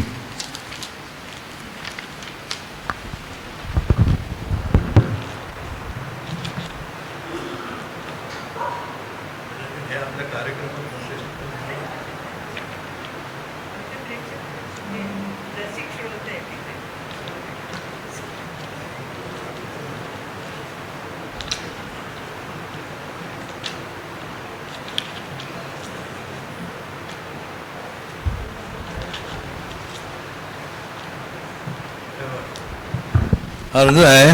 पोलीस कमिशनर ठाणे, सदरक्षण आहे, खलनिग्रहण आहे, एकच ध्येय भारताचा विकास. मी अमुक राहणार, त्यांनी पत्ता दिला आहे. सांगू इच्छितो की ठाणे महानगरपालिका येथून मी 2007 रोजी होणाऱ्या महानगरपालिका निवडणुकीमध्ये डिपॉझिटचे पैसे व फक्त 110 रुपये खर्च करून अपेक्षित उमेदवार म्हणून नाव नोंदवणार आहे. माझा प्रचार जनतेपर्यंत मी एकटाच करणार आहे. प्रचार करत असताना माझ्या प्रतिस्पर्धी उमेदवारांना आपले डिपॉझिट जप्त होण्याची भीती सारखी सतावत राहणार आहे. त्यासाठी एकतर ते माझा टिंब करतील, म्हणजे एन्काउंटर करतील. पैशाच्या आमिषाला मी बळी पडणार नाही, कारण स्वर्गीय पंतप्रधान लालबहादूर शास्त्रींना मी माझा आदर्श मानलेलं आहे. पुढे त्यांनी लिहिलंय, मी मरणाला घाबरत नाही, पण मला आत्ताच मरायचं नाही. माझा एन्काउंटर झाला तर माझ्या लोकांपर्यंत, जनतेपर्यंत विचार पोचू शकणार नाही. त्यासाठी प्रचाराच्या काळात गृह खात्याने माझ्या जीवाचं रक्षण करावे, असले अर्जसुद्धा येतात. आता हा माणूस दुसऱ्यांचे डिपॉझिट जप्त होण्याची खात्री असलेला, याला आम्हाला शोधायला 3 दिवस लागले, म्हणजे एवढा प्रसिद्ध होता. तर असे हे नमुने येतात ना आमच्याकडे, याने सुद्धा आमचा शीण जातो. मी जे म्हटलं ना की सगळ्या तऱ्हेची समाजाची अंग, सगळे स्वभाव विशेष तुम्हाला या खात्यात बघायला मिळतात आणि त्याने खरोखर खूप समाधान मिळतं, आनंद होतो. आणि एका नजरेत सगळं कळतं. शेकडो लोक बघितल्यावर त्यांच्या स्वभावाविषयी कळल्यावर. तर मंडळी, आपण त्यांची कृतज्ञता आपण व्यक्त करूया. आभार मानायचे नाहीत आम्हाला. आभार मला मारायला पाहिजेत. मला इतके म्हणजे हा सगळा जो श्रोतृवृंद आहे तो इतका छान अनौपचारिक चेहऱ्यावर होता आपल्याला, आणि अशा लोकांबरोबर असा वेळ आपला गेला तर तो नक्कीच त्याचं एक संचित आहे. त्यांची ओळख होणं, त्यांच्याबरोबर वेळ घालवायला मिळवणं, आणि हे माझं भाग्य समजतो. मी ऋण व्यक्त करतो. मी पुढील सूत्र पुष्पाताईंनाच.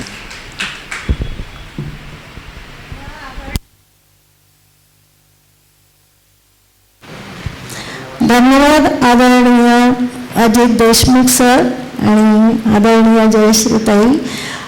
पोलिसी खाक्या आणि चोर, गुन्हेगार, बंदोबस्त, साक्षीदार ह्या सगळ्या गोष्टींमधून एक दंडुका किंवा शिस्त, ह्या गोष्टी आपल्याला माहिती आहेत, नवीन नाही आहेत. पण यातही एक संवेदनशील मन लपलेलं असतं. हे सरांनी आपल्याला वेगवेगळे किस्से सांगून आपल्याला दाखवून दिले की पोलीससुद्धा एक माणूस असतो आणि त्याच्या आत एक संवेदनशील मन असतं. माझा भाऊसुद्धा एक ACP होऊन सेवानिवृत्त झाला. त्यामुळे घरामध्ये पोलीसच्या पत्नीला घरामध्ये किती गोष्टी सहन कराव्या लागतात आणि वेगवेगळे कार्यक्रम असले, कौटुंबिक कार्यक्रम असले तरी सुद्धा त्या कार्यक्रमांना बऱ्याच वेळा उपस्थित राहता येत नाही. त्याचं उदाहरण आपल्या समोर बसलेलं आहे. सरांच्या वक्तृत्वातून ते आपल्याला जाणवलेलं आहे. मी आमच्या आदरणीय सांडू सरांना विनंती करते, आपण सरांना कृतज्ञतापूर्वक भेटवस्तू द्यावी.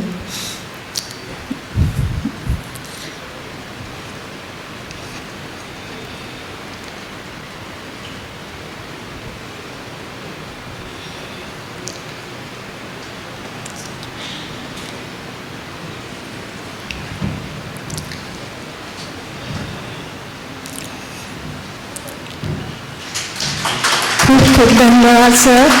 छान वाटलं आम्हाला, आणखी ऐकायला आवडलं असतं. पुन्हा या आमच्याकडे कधी वेगळा विषय घेऊन.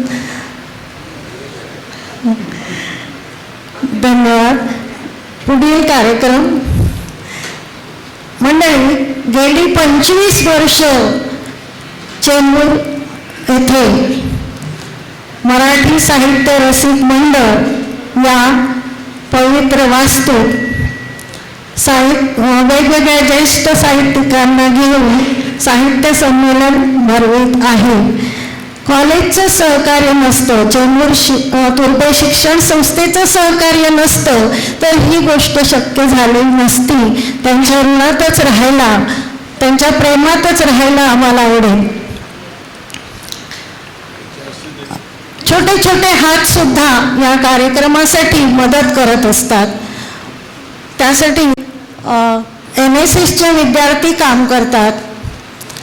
मी आमच्या मृदुला वाघमारे मॅडम आहेत, त्यांना विनंती करते या सगळ्या स्वयंसेवकांना घेऊन जरा पुढे याल.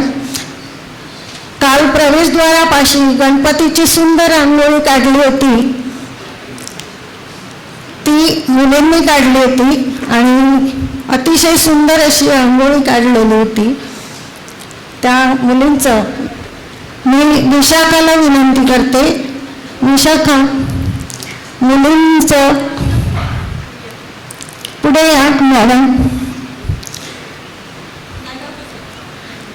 आदरणीय नायगावकर सर यांच्या हस्ते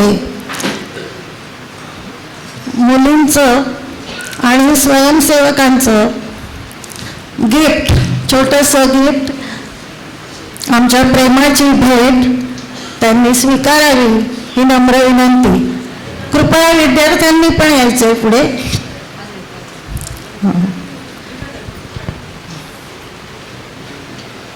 आदरणीय नायगावकर सर आपल्या हस्ते मुलांना पुढे जा. मॅडम आदरणीय मृदुला मॅडम यांच्या सहकार्याशिवाय आमचे कार्यक्रम होत नाही. त्यांचे मनपूर्वक आभार. आणि आदरणीय नम्रता मॅडम, नम्रताताईंचं सहकार्य अगदी उत्तम असं, त्याबद्दल मॅडम थांबा मुलांसोबत. नम्रताताई कृपया पुढे यायचे.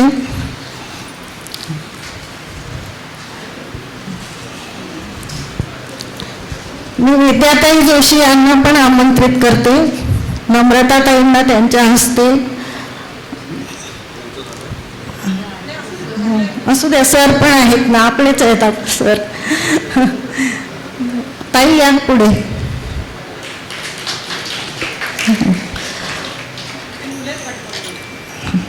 धन्यवाद ताई, धन्यवाद सर. आदरणीय विद्याताई यांच्या हस्ते NSS हां सर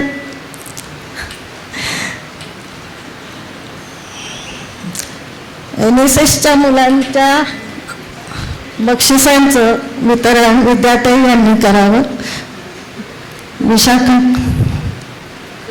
हां, काल आपली 7 मुले होती, पण आज काही कारणाने ह्या दोघांनीच खंड लढवली आणि त्यांचं विशेष कौतुक. खूप छान काम करतायत मुलांना. धन्यवाद.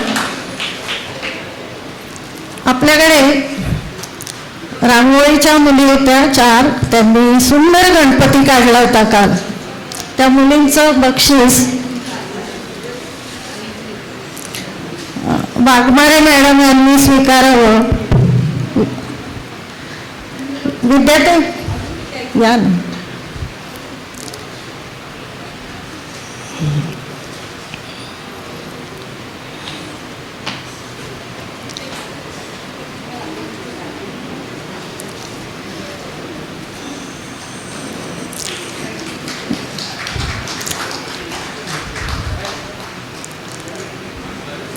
धन्यवाद मॅडम. कृपया अजून बसून यावं प्लीज, कार्यक्रम संपलेला नाही आहे. नंतर काल आपल्याकडे मुक्ता नावाची ताई थांबा. काल आपल्याकडे मुक्ता नावाची छोटी मुलगी, तिने रामधून सादर केली होती. तिचं बक्षीस कृपया तुम्ही घेऊन जावं. आमच्या प्रेमाची भेट. मुक्ताची आई आलेली आहे, मगाशी होती मुक्ता पण.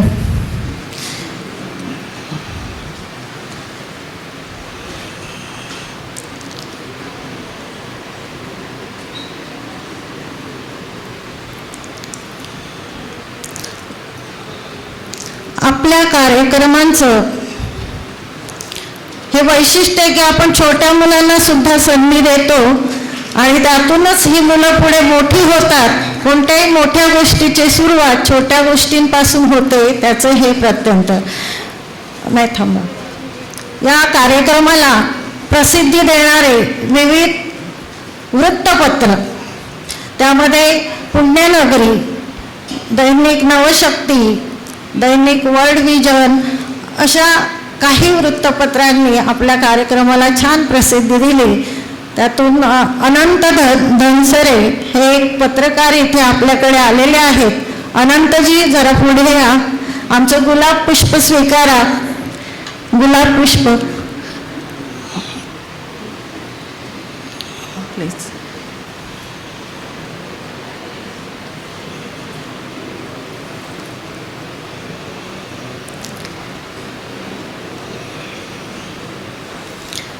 आपल्या कार्यक्रमासाठी अलिबागहून म्हणजे वेगवेगळ्या ठिकाणून लोक येत असतात.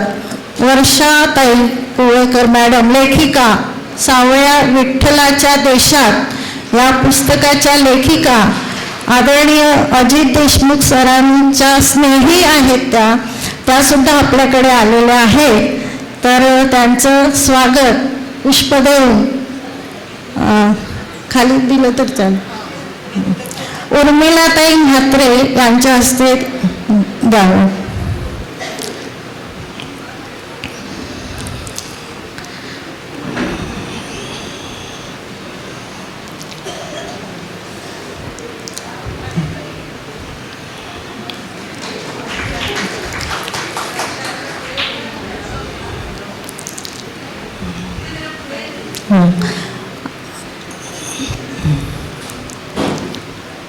आपल्या कार्यक्रमाला आपल्या आवाजाला वर्धित करणारे एक यंत्र असतं आणि या यंत्राची सगळी सोय ठेवणारे आपले भोजने दादा, त्यांनी पुष्प स्वीकारावं ही विनंती. उर्मिलाताई थोडं असं इकडे, भोजने दादांना गुलाब पुष्प द्या. खाली जायला लागेल.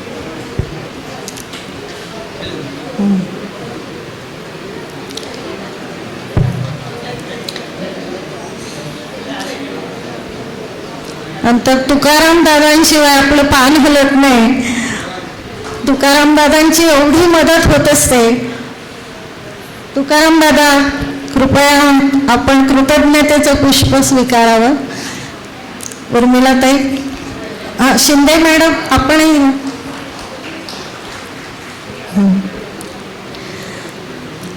पुष्कळ हात असे आहेत की ज्यांनी आपल्याला ह्या कार्यक्रमांसाठी मदत केलेली आहे. आमचे कॅमेरामन दादा इथे आहेत, त्यांनी आमच्या माधुरीताई शिंदे यांच्या हस्ते गुलाब पुष्प स्वीकारावं ही नम्र विनंती. नाही घ्या या.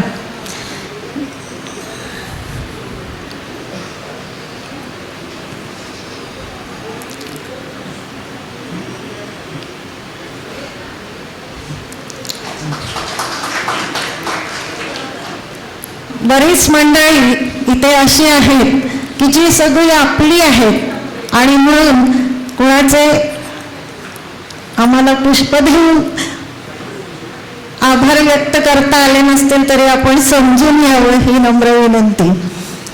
मंडळी, कृतज्ञतेचे शब्द आपले 4 जे पिलर म्हणता येईल असे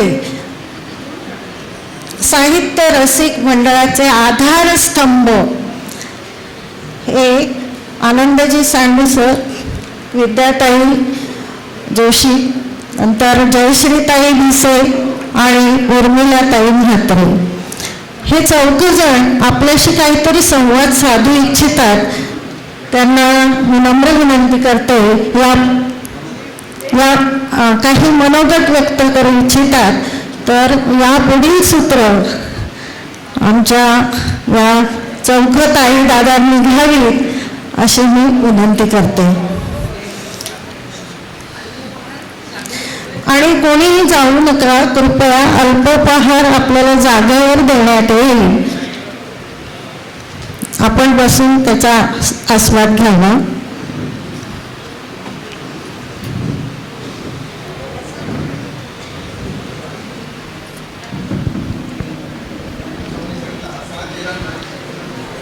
पुढील सूत्र आमच्या या 4 आधारस्तंभांकडे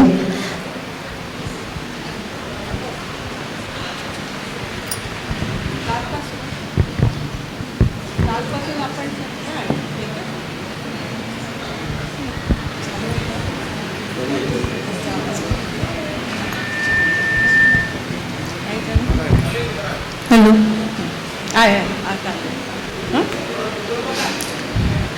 कालपासून आपल्या मंडळाची सुरुवात कशी झाली, काय झालं, हे आपण सगळ्यांनी भरपूर वेळा ऐकलेलं आहे. तर मी अगदी थोडक्यात सांगते की आळंदीला जेव्हा साहित्य संमेलन होतं त्यावेळेला चेंबूरमधली मंडळी तिकडे जमली, पण ती प्रत्येकजण आपापल्या तऱ्हेने गेलेली.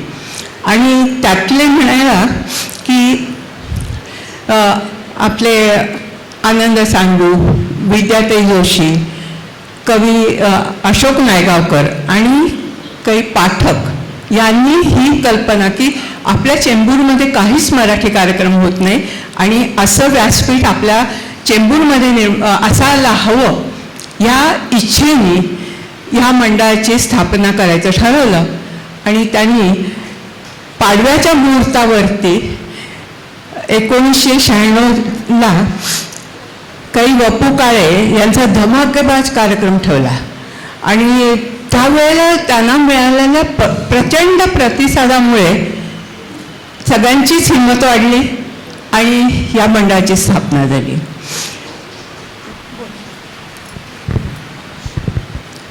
नमस्कार.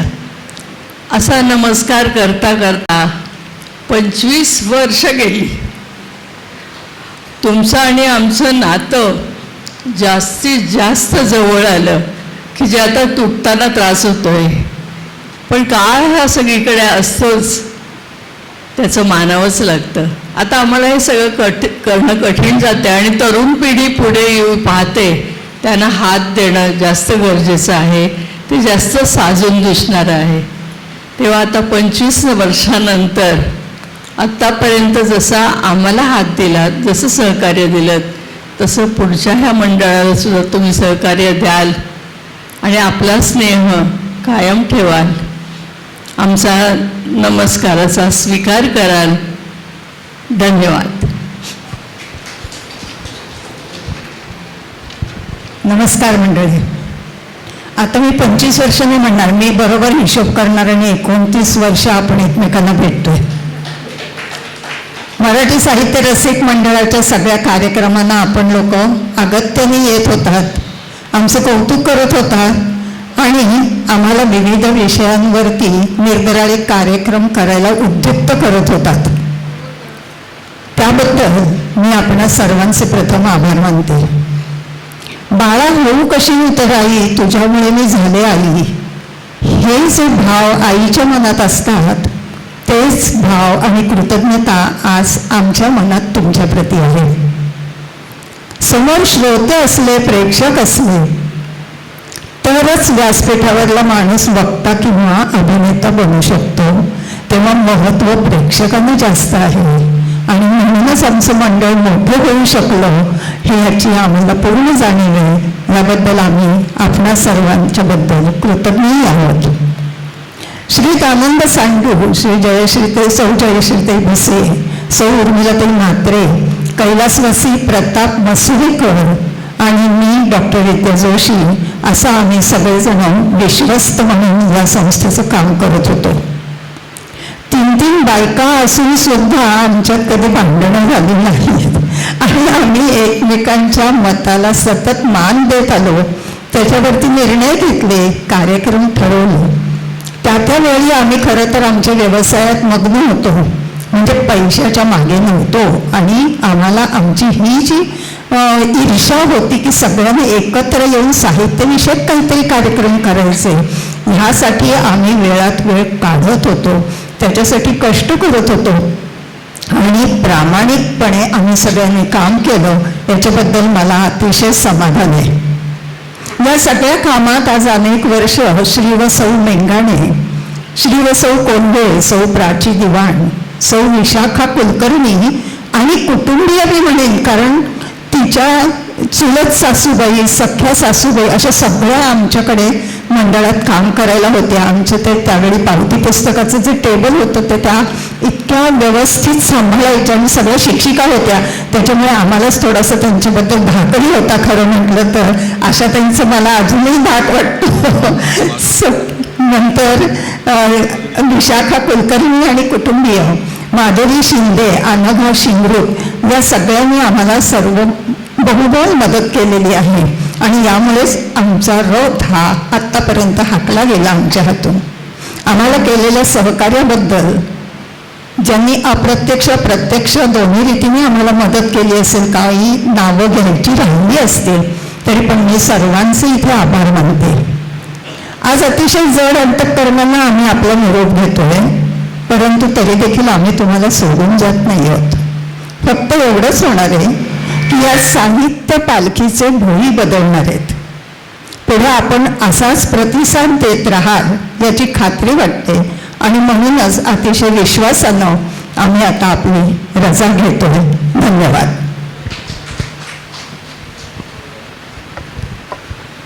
बोलण्यासारखं आता काही उरलेलं नाहीच आहे. आणि तुम्ही पाहत असाल तर विद्यार्थ्यांनी काही सांगितल्यात, ह्यामध्ये काही एक दोन गोष्टी जरा मतभेद आहेत. अहो, जिथे वाद नाही, विवाद नाही, तिथे निर्विवाद असं म्हटलं जातं. पण थोडे वाद असायचेच. मी ह्यांना बोलवूय का, मग एवढे पैसे खर्च करायचे का, कुणाजवळही पैसे मागायचे नाहीत इथपासून. पण इथे कुठेतरी एक व्यापारी दृष्टिकोन माझ्या मनात होता. कुठलंही मंडळ जर सशक्त व्हायचं असेल तर त्याला आपलं कार्य अशा स्वरूपाचं दाखवावं की त्याच्याकडनं आपण काहीतरी, चला हे तुम्ही काहीतरी चांगलं करताय. चेंबूरमध्ये हिंदी भाषिक महोत्सव व्हायचे, आपल्याला माहिती आहे, गांधी मैदानावर मोठे रामलीला वगैरे व्हायचे. बंगाली भाषिकांचं व्हायचं, तामिळ आणि मद्रासी लोकांचं, या लोकांचं व्हायचं.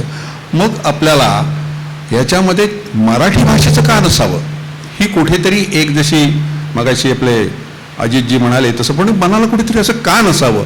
आणि त्याची प्रेरणा आपल्याला आळंदीच्या साहित्य संमेलनाला जाऊन आल्यानंतर वाटली आणि मग माझी सुरुवात तुम्हाला सांगितली. बघता बघता 29 वर्ष गेली. हे 29 वर्षात चांगले वाईट सगळे अनुभव आले. पण एक गोष्ट निघाली की तुम्ही जर निस्वार्थीपणे आणि चांगल्याकरता काम करत असाल ना, तर पाठिंबा देणारे आम्हाला बालविकास संघ किंवा आचार्य मराठे कॉलेज, ह्या सगळ्या संस्थांनी आम्हाला अतिशय मदत केलेली आहे, जागेच्या स्वरूपात, इतर सगळ्या स्वरूपात. आणि ज्या ज्या वेळेला आमचं काम केल्यानंतर आम्ही 4 लोकांकडे शब्द टाकले तेव्हा काही डॉक्टर्सनी मदत केली. US व्हिटॅमिन, चेंबूर नागरिक बँक, सारस्वत बँक, सांडू प्रतिष्ठान, अशा अनेक लोकांकडनं, मी सगळ्यांची नावं घेत नाहीत, आम्हाला आर्थिक मदत मिळाली. थोडासा मी व्यावहारिक बोलतोय, पण कुठलीही संस्था फक्त सभासदांच्या वर्गणीवर अवलंबून राहत नाही आणि मराठी लोकांच्या तर स्पष्टपणे बोलतो व राहत नाही. त्याकरता तुम्हाला थोडंसं भांडवल जमा करायला लागतं. आणि म्हणूनच, कारण नंतर प्रवृत्ती अशी होते की आमची, लक्षात घ्या, आम्ही 250 रुपये पहिल्यांदा लाईफ याचं, ज्याला आजीवन सभासद होत म्हणून, ते 250चं 500 केलं. पण किती टिकणार, कारण त्यातनं तुमच्या सभागृहाचा खर्च म्हणा, जे चहा पाणी देतो त्याचा खर्च. आणि म्हणून आम्हाला हे जे आलेले सगळे ज्या देणग्या होत्या मोठ्या मोठ्या लोकांच्या, कंपन्यांच्या, हे आम्ही दरवर्षी निसंशय म्हणतात तसं फक्त बाजूला FD करत गेलो. म्हणजे एक काळ असा होता की मुंबईतलं एकमेव अशा खाजगी मंडळ आपलं हे असं ही संस्था होती जिथे 10 लाख रुपयाचे फिक्स डिपॉझिट मुदत ठेवी होत्या. आणि याचं कारण हेच की प्रत्येकजण प्रामाणिकपणाने द्यायचा आणि फी फक्त 100 रुपये किंवा 150 रुपये होती. काहींनी दिली, काही नाही दिली. आणि जसे खर्च वाढत गेले तसं आम्ही मागायचे सुद्धा कमी केले, व्याजातनं भागवायचं, स्पॉन्सरशिप मिळवायची. आणि ह्याच्या आम्हाला RCF कडनं सुद्धा आम्हाला त्यांनी, आणि आम्ही तुमचे खूप कार्यक्रम ऐकलेत. आज इथे जर आपण ही पाहिली इथे सगळे ज्यांना मोठी मोठी पदकं मिळालेत असे सगळे लोक लेखाला आलेत. आणि ह्यांची अपेक्षा काही नाही. शन्नानवर म्हणले, चेचे माझा जायचा आहे तर प्रवास खर्च नाही दिलात तरी चालेल, मी नाव ऐकलेलं आहे. किंवा विश्वास पाटील पानिपतकार, आमच्याकडनं कोणीही काही मागितलं नाही. अर्थात आम्ही त्यांना वेगवेगळ्या स्वरूपात दिलं, कधी वस्तूंच्या स्वरूपात दिलं, कधी काही कपडे, कधी असं. पण जे जे तर तुमचं काम बोललं पाहिजे. पण हे काम करताना सुद्धा कुठेतरी आपलं वय, शरीर हे काहीतरी आपलं सांगत असतं. बायकांची वय सांगू नयेत, पण आम्ही सगळेच आता, माझं वय सांगायला मला हरकत नाही, पण 75च्या पुढे गेलेलो आहोत. याच्यात 2 भाग आहेत की आपले उत्साह जरी किती असलं ना तरी आपण किती येऊ शकतो, कितीदा जाऊ शकतो. मग ही जी धुरा आहे, मग अशी विद्याताई जी म्हणाल्या, ही जी पालखी आहे त्याची भोई बदलूया. पण ही सरस्वतीची पालखी आपण पुढे चालू ठेवूया. मग आम्ही भोई बदलतोय. आम्हाला खरं सांगताना थोडंसं शेवडे गुरुजी म्हणा, मापणकर म्हणा, यांना बघितल्यानंतर वाटतं अरे ही अजून मंडळी कार्यरत आहेत, आमच्यापेक्षा ते सिनियर्स आहेत, त्यांची प्रेरणा घेणार. आम्ही अजिबात बाजूला होत नाही आहे, आम्ही फक्त सल्लागार म्हणून राहणार. पण विधी कायदा म्हणून जो असतो आपल्याला कॅपिटल आपलं चॅरिटी कमिशनरचे वगैरे जे कायदे असतात त्याच्यात काही विशिष्ट हे करायला लागतात आणि ते करण्याकरता, नियम पाळण्याकरता ट्रस्टीज बदलायला लागतात. तर आता आम्ही सुदैवाने आचार्य मराठे कॉलेजचे किंवा चेंबूर टोंबे एज्युकेशन सोसायटीचे जे कोणी विश्वस्त आहेत त्यांच्याशी आमची एक स्वरूपाची समुपचाराची बोलणी झालेली आहे आणि आम्ही आता अशा स्वरूपाचं आहेत की हा आपला ट्रस्ट अधिक आचार्य यांचं सहकार्य अशा स्वरूपाचं जीवनात चालू राहील. हा ट्रस्ट अशाच स्वरूपाचा चालू राहील. फक्त त्याचे आम्ही सल्लागार मंडळावर बाजूला राहू, जेवढं शक्य असेल सगळ्या प्रकारचे. मग त्याच्यात कॉन्टॅक्ट्स असतील, प्रयत्न करणं असतील किंवा इतर कोणाला पाहुणे आणणे किंवा कार्यक्रम सुचवणे, या बाबतीत आमचा सहकार्य राहणारच आहे. आमच्यातले पुढच्या ह्याच्यातले अगदी पिढीतले म्हणत नाही वयानी, पण 2 इथे आम्ही नेमलेले आहेत. मी त्यांना जर पुढे बोलावतो. एक आहेत विशाखाताई कुलकर्णी, ज्यांना तुम्ही बऱ्याच वेळा ऐकलेले, त्या आता सभासद, त्या आता विश्वस्त म्हणून राहणार आहेत. आणि दुसऱ्या पुष्पाताई कोल्हे, आपण दोघांनी यावं. मराठी साहित्य रसिक मंडळाच्या वतीने ह्या दोघी प्रतिनिधित्व करणार आहेत आणि मग शैलेश आचार्य म्हणा की इतर सगळे ह्यांच्याप्रमाणे एक तऱ्हेचा हा संयुक्त मार्ग आता पुढे चालणार आहे. आम्ही सगळी मंडळी ट्रस्टी म्हणून न राहता आता फक्त सल्लागार अशा स्वरूपाचा राहणार आहेत. सहकार्य असंच करणार आहोत आणि असेच दरवर्षी कार्यक्रम सुरू राहावेत अशा प्रकारचं याकरता आपण सगळ्यांनी प्रतिसाद द्यावं. जे जे सहकार्य करता येईल त्याप्रमाणे आपण करावं. आणि पहिल्यापासून आम्ही ठेवलेलं एक मूल्य मात्र लक्षात ठेवू, हे कार्यक्रम सगळ्यांना विनामूल्य असतात. इथे पास दाखवायला लागत नाही. कोणी यावं, मराठी भाषा ओळखणारा, मराठी भाषा जाणणारा, मराठी भाषेवर प्रेम करणारा, या सगळ्याचं इथे स्वागत आहे. उत्सुकता तुम्हाला वाटलं तर एखादी गोष्टीचं स्पॉन्सरशिप तुम्ही करू शकता, उत्स्फूर्त देणगी देऊ शकता, पण दिलेत देणगी तरच आत नाही. हे सगळ्यांना ओपन व्यासपीठ ठरत आहे आणि हेच तत्व आपण पुढे चालू ठेवावं अशा स्वरूपाचा. आम्ही आपला निरोप घेतो असं म्हणणार नाही. आम्ही आता थोडंसं खुर्च्या खाली करतो आहोत आणि जरा नवीन मंडळींना जरा वाव देतो आहोत आणि कदाचित त्यांना मार्गदर्शन अशा स्वरूपाचं आमची भूमिका राहील. आपण सगळे समजून घ्याल. आणखीन अजूनपर्यंतच्या दिलेलं सहकार्य सारखंच पुढेही सहकार्य चालू ठेवाल अशा अपेक्षेत पुन्हा एकदा सगळ्यांना आम्ही विनम्र अभिवादन करून आम्ही आमचं निवेदन मनोगत संपवतो. धन्यवाद.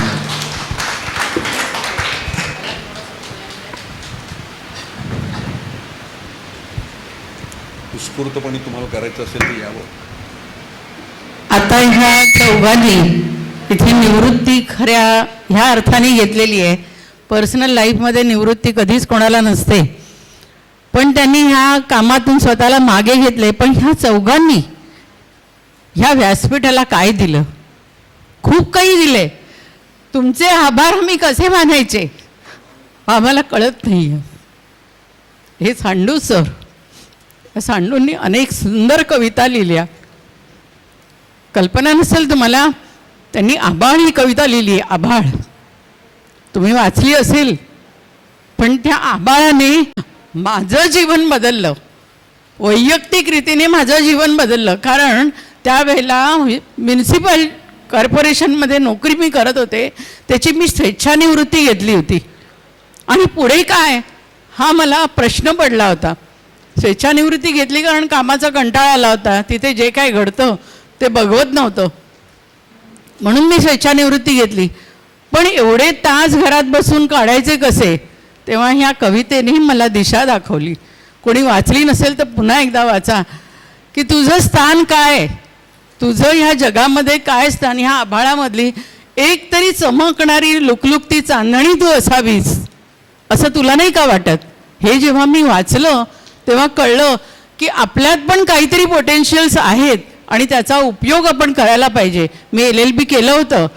मी त्यावेळेला माझ्या हातात डिग्री होती, पण रजिस्ट्रेशन घेतलं नव्हतं. मी ताबडतोब जाऊन रजिस्ट्रेशन घेतलं आणि गेली 20 वर्ष मी फॅमिली कोर्टमध्ये प्रॅक्टिस करते. आणि त्याचं श्रेय मी खरोखर ह्यांच्या कवितेला देते. विद्याताईंकडनं तर खूप काही शिकण्यासारखं आहे. त्यांच्या पर्सनल लाईफमध्ये येणाऱ्या आपत्तींना त्यांनी ज्या प्रकारे तोंड दिलं त्याला तोड नाही आहे. आणि तरी सुद्धा त्यांनी जे निर्माण केलं अक्षर ज्ञान जे त्यांनी निर्माण केलं, जेवढी पुस्तकं लिहिली समर्थांच्या बद्दल, जे त्यांची खरोखर जी विद्वत्ता आहे ती उल्लेखनीय आहे. आमची पोच तशी नाही आहे तेवढी की त्यांचं सगळं ज्ञान आम्ही वाचू शकू आणि ऐकू शकू. खूप काही दिले त्यांनी, आमच्या आयुष्यामध्ये खूप बदल घडवलेले आहेत. उर्मिला म्हात्रे माझी बहीणच आहे, त्यामुळे सगळ्या अर्थाने तिचा आदर्श आमच्या पुढे असतोच, घरातल्या दारातल्या आणि ह्या साहित्य विश्वातला. किंबहुना तिच्यामुळेच मी या विश्वात आले. आणि जयश्री भिसेताई ह्यांचं तर आयुष्य इतकं उच्च पदाला असून सुद्धा या आमच्यात अगदी आमच्यातल्या होऊन नेहमी वावरत असतात. कधीही त्यांनी त्यांच्या श्रीमंतीचा, त्यांच्या ह्याच्या म्हणजे अदब त्यांची केवढी मोठी आहे ह्याचा कधीही उल्लेख केला नाही. भिसे साहेबांनी कधीही जाणवून दिलं नाही की ते किती वरच्या लेवलचे आहेत. या सगळ्या 4 रत्नांचा आमच्या आयुष्यामध्ये खूप मोलाचा वाटा आहे. आम्ही त्यांच्याकडनं खूप शिकलो. आताही ह्याच्यापुढे तुमची शिकवण आम्हाला उपयोगी पडणारच आहे. तेव्हा तुमचे असे हात मागे घेऊ नका, आम्हाला तुमची गरज आहे. तेव्हा ह्याच्यापुढेही तुम्ही आम्हाला असेच मार्गदर्शन करत राहा. आणि सगळ्या प्रेक्षकांच्या वतीने मी आपले अत्यंत आभार मानते, कारण हे कोणीतरी मानायलाच पाहिजे होतं आणि म्हणून मी इथे उभी राहिले. धन्यवाद.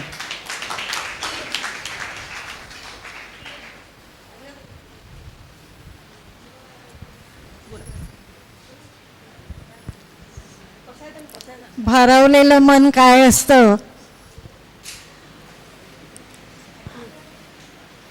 ते आपली वाचा बंद करतं. खूपच जडावलंय मन. ही पालखीची भोई होण्याची जी विश्वासाने धुरा आमच्यावर सोपवली आहे त्याला पुरेपूर न्याय देण्याचा आम्ही जरूर प्रयत्न करू असं विशाखा आणि मी दोघींच्या वतीने सांगू इच्छिते. आणि मंडळी, वेळ खूप झालेला आहे. खरं तर 3 वाजेपासून आपण इथे आहात. आता पसायदाने आपल्या परंपरेनुसार आपल्या कार्यक्रमाची सांगता होईल. सर्वांनी अल्पोपहाराचा आस्वाद घेतला असेलच, नसेल तर कृपया तो घ्यावा पसायदानानंतर. मी सगळ्यांनी बसून घ्या, कृपया बसून घ्या. बसूनच म्हणूया, सर्व मिळून म्हणूया. आता विश्वात्मके देवे येणे वाग्यज्ञे तोषावे, तोषोनी मज द्यावे पसाय दानी. जे खळांची व्यंकटी सांडो तया सत्कर्मी रती वाढो. भूता परस्परे पडो मैत्र जयांचे. दुरितांचे तिमिर जाओ विश्वस्वधर्मा सूर्ये पाहो. जो जे वांछील तो ते लाहो प्राणी जातो वर्षत सकळी.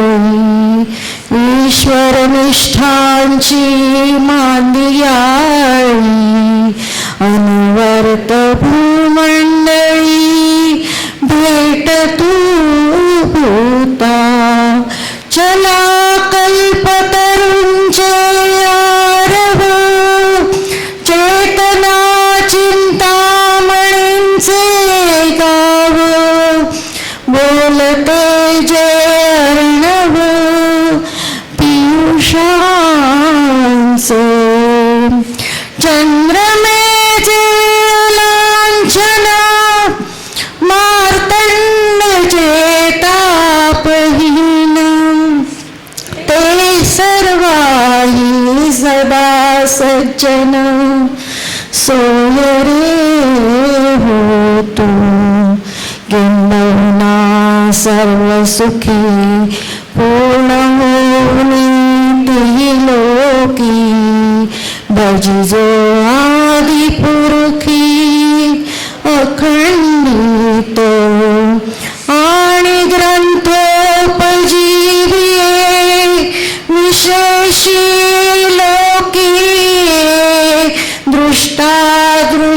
विजय हो आवजी. एक म्हणे श्री विश्वेश्वरा हा होईल दान पसार. येणेवरे ज्ञान देव सुखिया झाला, सुखिया झाला, सुखिया झाला. ओम शांती शांती शांती.